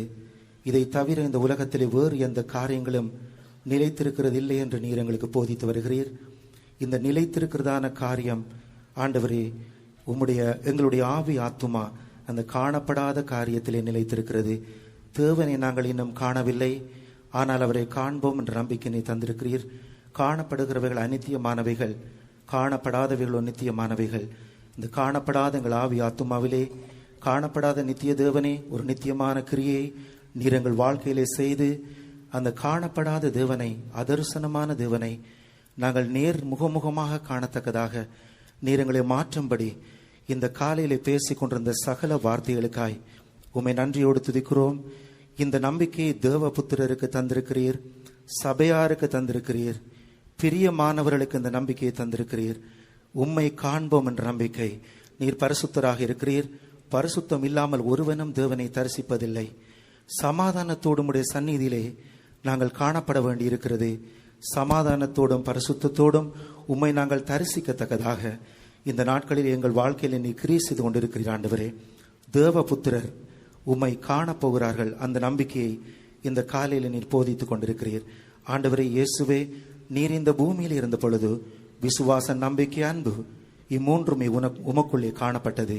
அது தேவபுத்திரருக்குள்ளும் உமக்கு பிரியமானவர்களுக்குள்ளும் அந்த மூன்றும் காணப்பட வேண்டும் என்று நீர் விரும்புகிறீர். ஆகவே அந்த விசுவாசம் அது எங்களுக்கு தேவையாக இருக்கிறது. அது சபையினுடைய முதுகெலும்பாக இருக்கிறது. எங்கள் ஆவிக்குரிய ஜீவியத்தினுடைய முதுகெலும்பாக இருக்கிறது. இந்த விசுவாசம் இல்லாமல் இந்த பாதையில் நாங்கள் ஓட முடியாது. ஆனால் இந்த விசுவாசம் எங்களுக்குள் சும்மா வருகிறதில்லை. ஆண்டவரே, உம்முடைய கிருபையினூடாக அது உண்டாகிறது. விசுவாசத்தை எங்களுக்குள்ளே உருவாக்குறவரே, நாங்கள் உம்மை விசுவாசிக்க எங்களுக்கு உதவி செய்யும். கிருபையினாலே எங்களை ரட்சிப்படைய செய்கிறவரே, உம்முடைய கரத்தில் எங்களை தாழ்த்தி ஒப்புக் கொடுக்கிறோம். நீர் இந்த தந்ததான மேலான ரட்சிப்புக்காக உம்மை நன்றியோடு துதிக்கிறோம். நாங்கள் ரட்சிக்கப்படாமல் ஒரு தரம் பரலோகத்திலே வந்து சேருவதில்லை. எல்லா வழிகளும் பரலோகத்திலே வந்து சேர்கிறது என்று போதிக்கிறது. ஆனால் நீரே வழியும் சத்தியமும் ஜீவனமாய் இருக்கிறீர் என்று இந்த காலையிலும் கூட உண்மையல்லாமல் யாரும் பரலோகத்தில் வருவதில்லை என்று எங்களோடு, சபையாரோடு, புதியோரோடு நீர் பேசிக்கொண்ட தயவுக்காக நன்றியோடு ஸ்தோத்திரிக்கிறோம். ஆண்டவரே, விசுவாசம் எங்கள் வாழ்க்கையிலே முக்கியமானதாக இருக்கிறது. ஆண்டவரே, விசுவாசமானது அது பிரியமாக இருக்கிறவர்களுக்கு கொடுக்கப்படுகிறது. நீர் அது விசுவாசத்திலே பிரியமாக இருக்கிறீர். அந்த விசுவாசமானது எங்களுக்கு சுகத்தை, அற்புதத்தை நம்முடைய வாழ்க்கையிலே கொடுத்து கொண்டிருக்கிறது. அதற்காக நாங்கள் உம்மை துதிக்கிறோம். அந்த விசுவாசமான இந்த உலகத்தை ஜெயிக்கத்தக்கதாக எங்களுக்கு உதவி செய்கிறது. அதுக்காக துதிக்கிறோம். அந்த விசுவாசமானது உம்முடைய வார்த்தையினூடாக உண்டாகிறது. விசுவாசமானது உம்முடைய வாக்குத்தத்தங்களுக்கூடாக உண்டாகிறது. விசுவாசமானது அந்த வாக்குத்தத்தங்களை தந்த தேவனாகி உண்மையிலே அது உருவாகிறதா இருக்கிறது. அந்த கிருபைகளை தந்து எப்படியாவது எங்களுடைய வாழ்க்கையில் அந்த விசுவாசத்தை கட்டியெழுப்பி உம்மை தரிசிக்கத்தக்கதாக எங்களுக்கு உதவி செய்யும்படியாக வேண்டுகிறோம். நம்பிக்கை என்றதான ஒரு காரியத்தை எங்கள் ஆத்துமாவிலே நீங்கள் வைத்திருக்கிறீர். ஆண்டவரே, நாங்கள் நீர் வரும்பொழுது உம்மை தரிசிப்போம் என்ற நம்பிக்கை எங்கள் ஆத்மாவிலே தந்திருக்கிறீர். அந்த நம்பிக்கை ஒருபோதும் நம்மை வெட்கப்படுகிறதில்லை. அது வருகையின் நம்பிக்கையாக இருக்கிறது. அந்த நம்பிக்கை எங்களுக்குள் எப்பொழுதுமே காணப்படட்டும் ஆண்டவரே. கடைசியாக ஈட்டிலே அன்பை குறித்து நீர் பேசினீர். அது அகப்பே லவ், அன்பாக இருக்கிறது. அது தேவனுடைய அன்பாக இருக்கிறது. அது தியாக அன்பாக இருக்கிறது. அதில் இருதயத்திலே அது காணப்படுகிறது. இருதயத்தினாலும் சரீரத்தினாலும் நாங்கள் உம்மை நேசிக்கத்தக்கதாக எங்களை அர்ப்பணிக்க செய்கிறதான ஒரு அன்பாக இருக்கிறது. இந்த ஆழமான உபதேசங்களை இந்த காலையிலே சபையாரோடு நீர் பேசி, பிரியமானவர்களோடு பேசி, சபையாரோடு பேசி, அந்த அதரிசமான தேவனை தரிசிக்க உம்மை தரிசிக்கத்தக்கதாக எங்களை மாற்றுகிறதா நம்முடைய வசனங்களை தந்தங்களை உருவாக்கி கொண்டிருக்கிற தயவுக்காக மை துதிக்கிறோம். பரிசுத்த ஆவியானவரே, இந்த நாட்களிலே வசனங்களை நீர் எங்களுக்கு பொழிந்து கொண்டிருக்கிறீர்.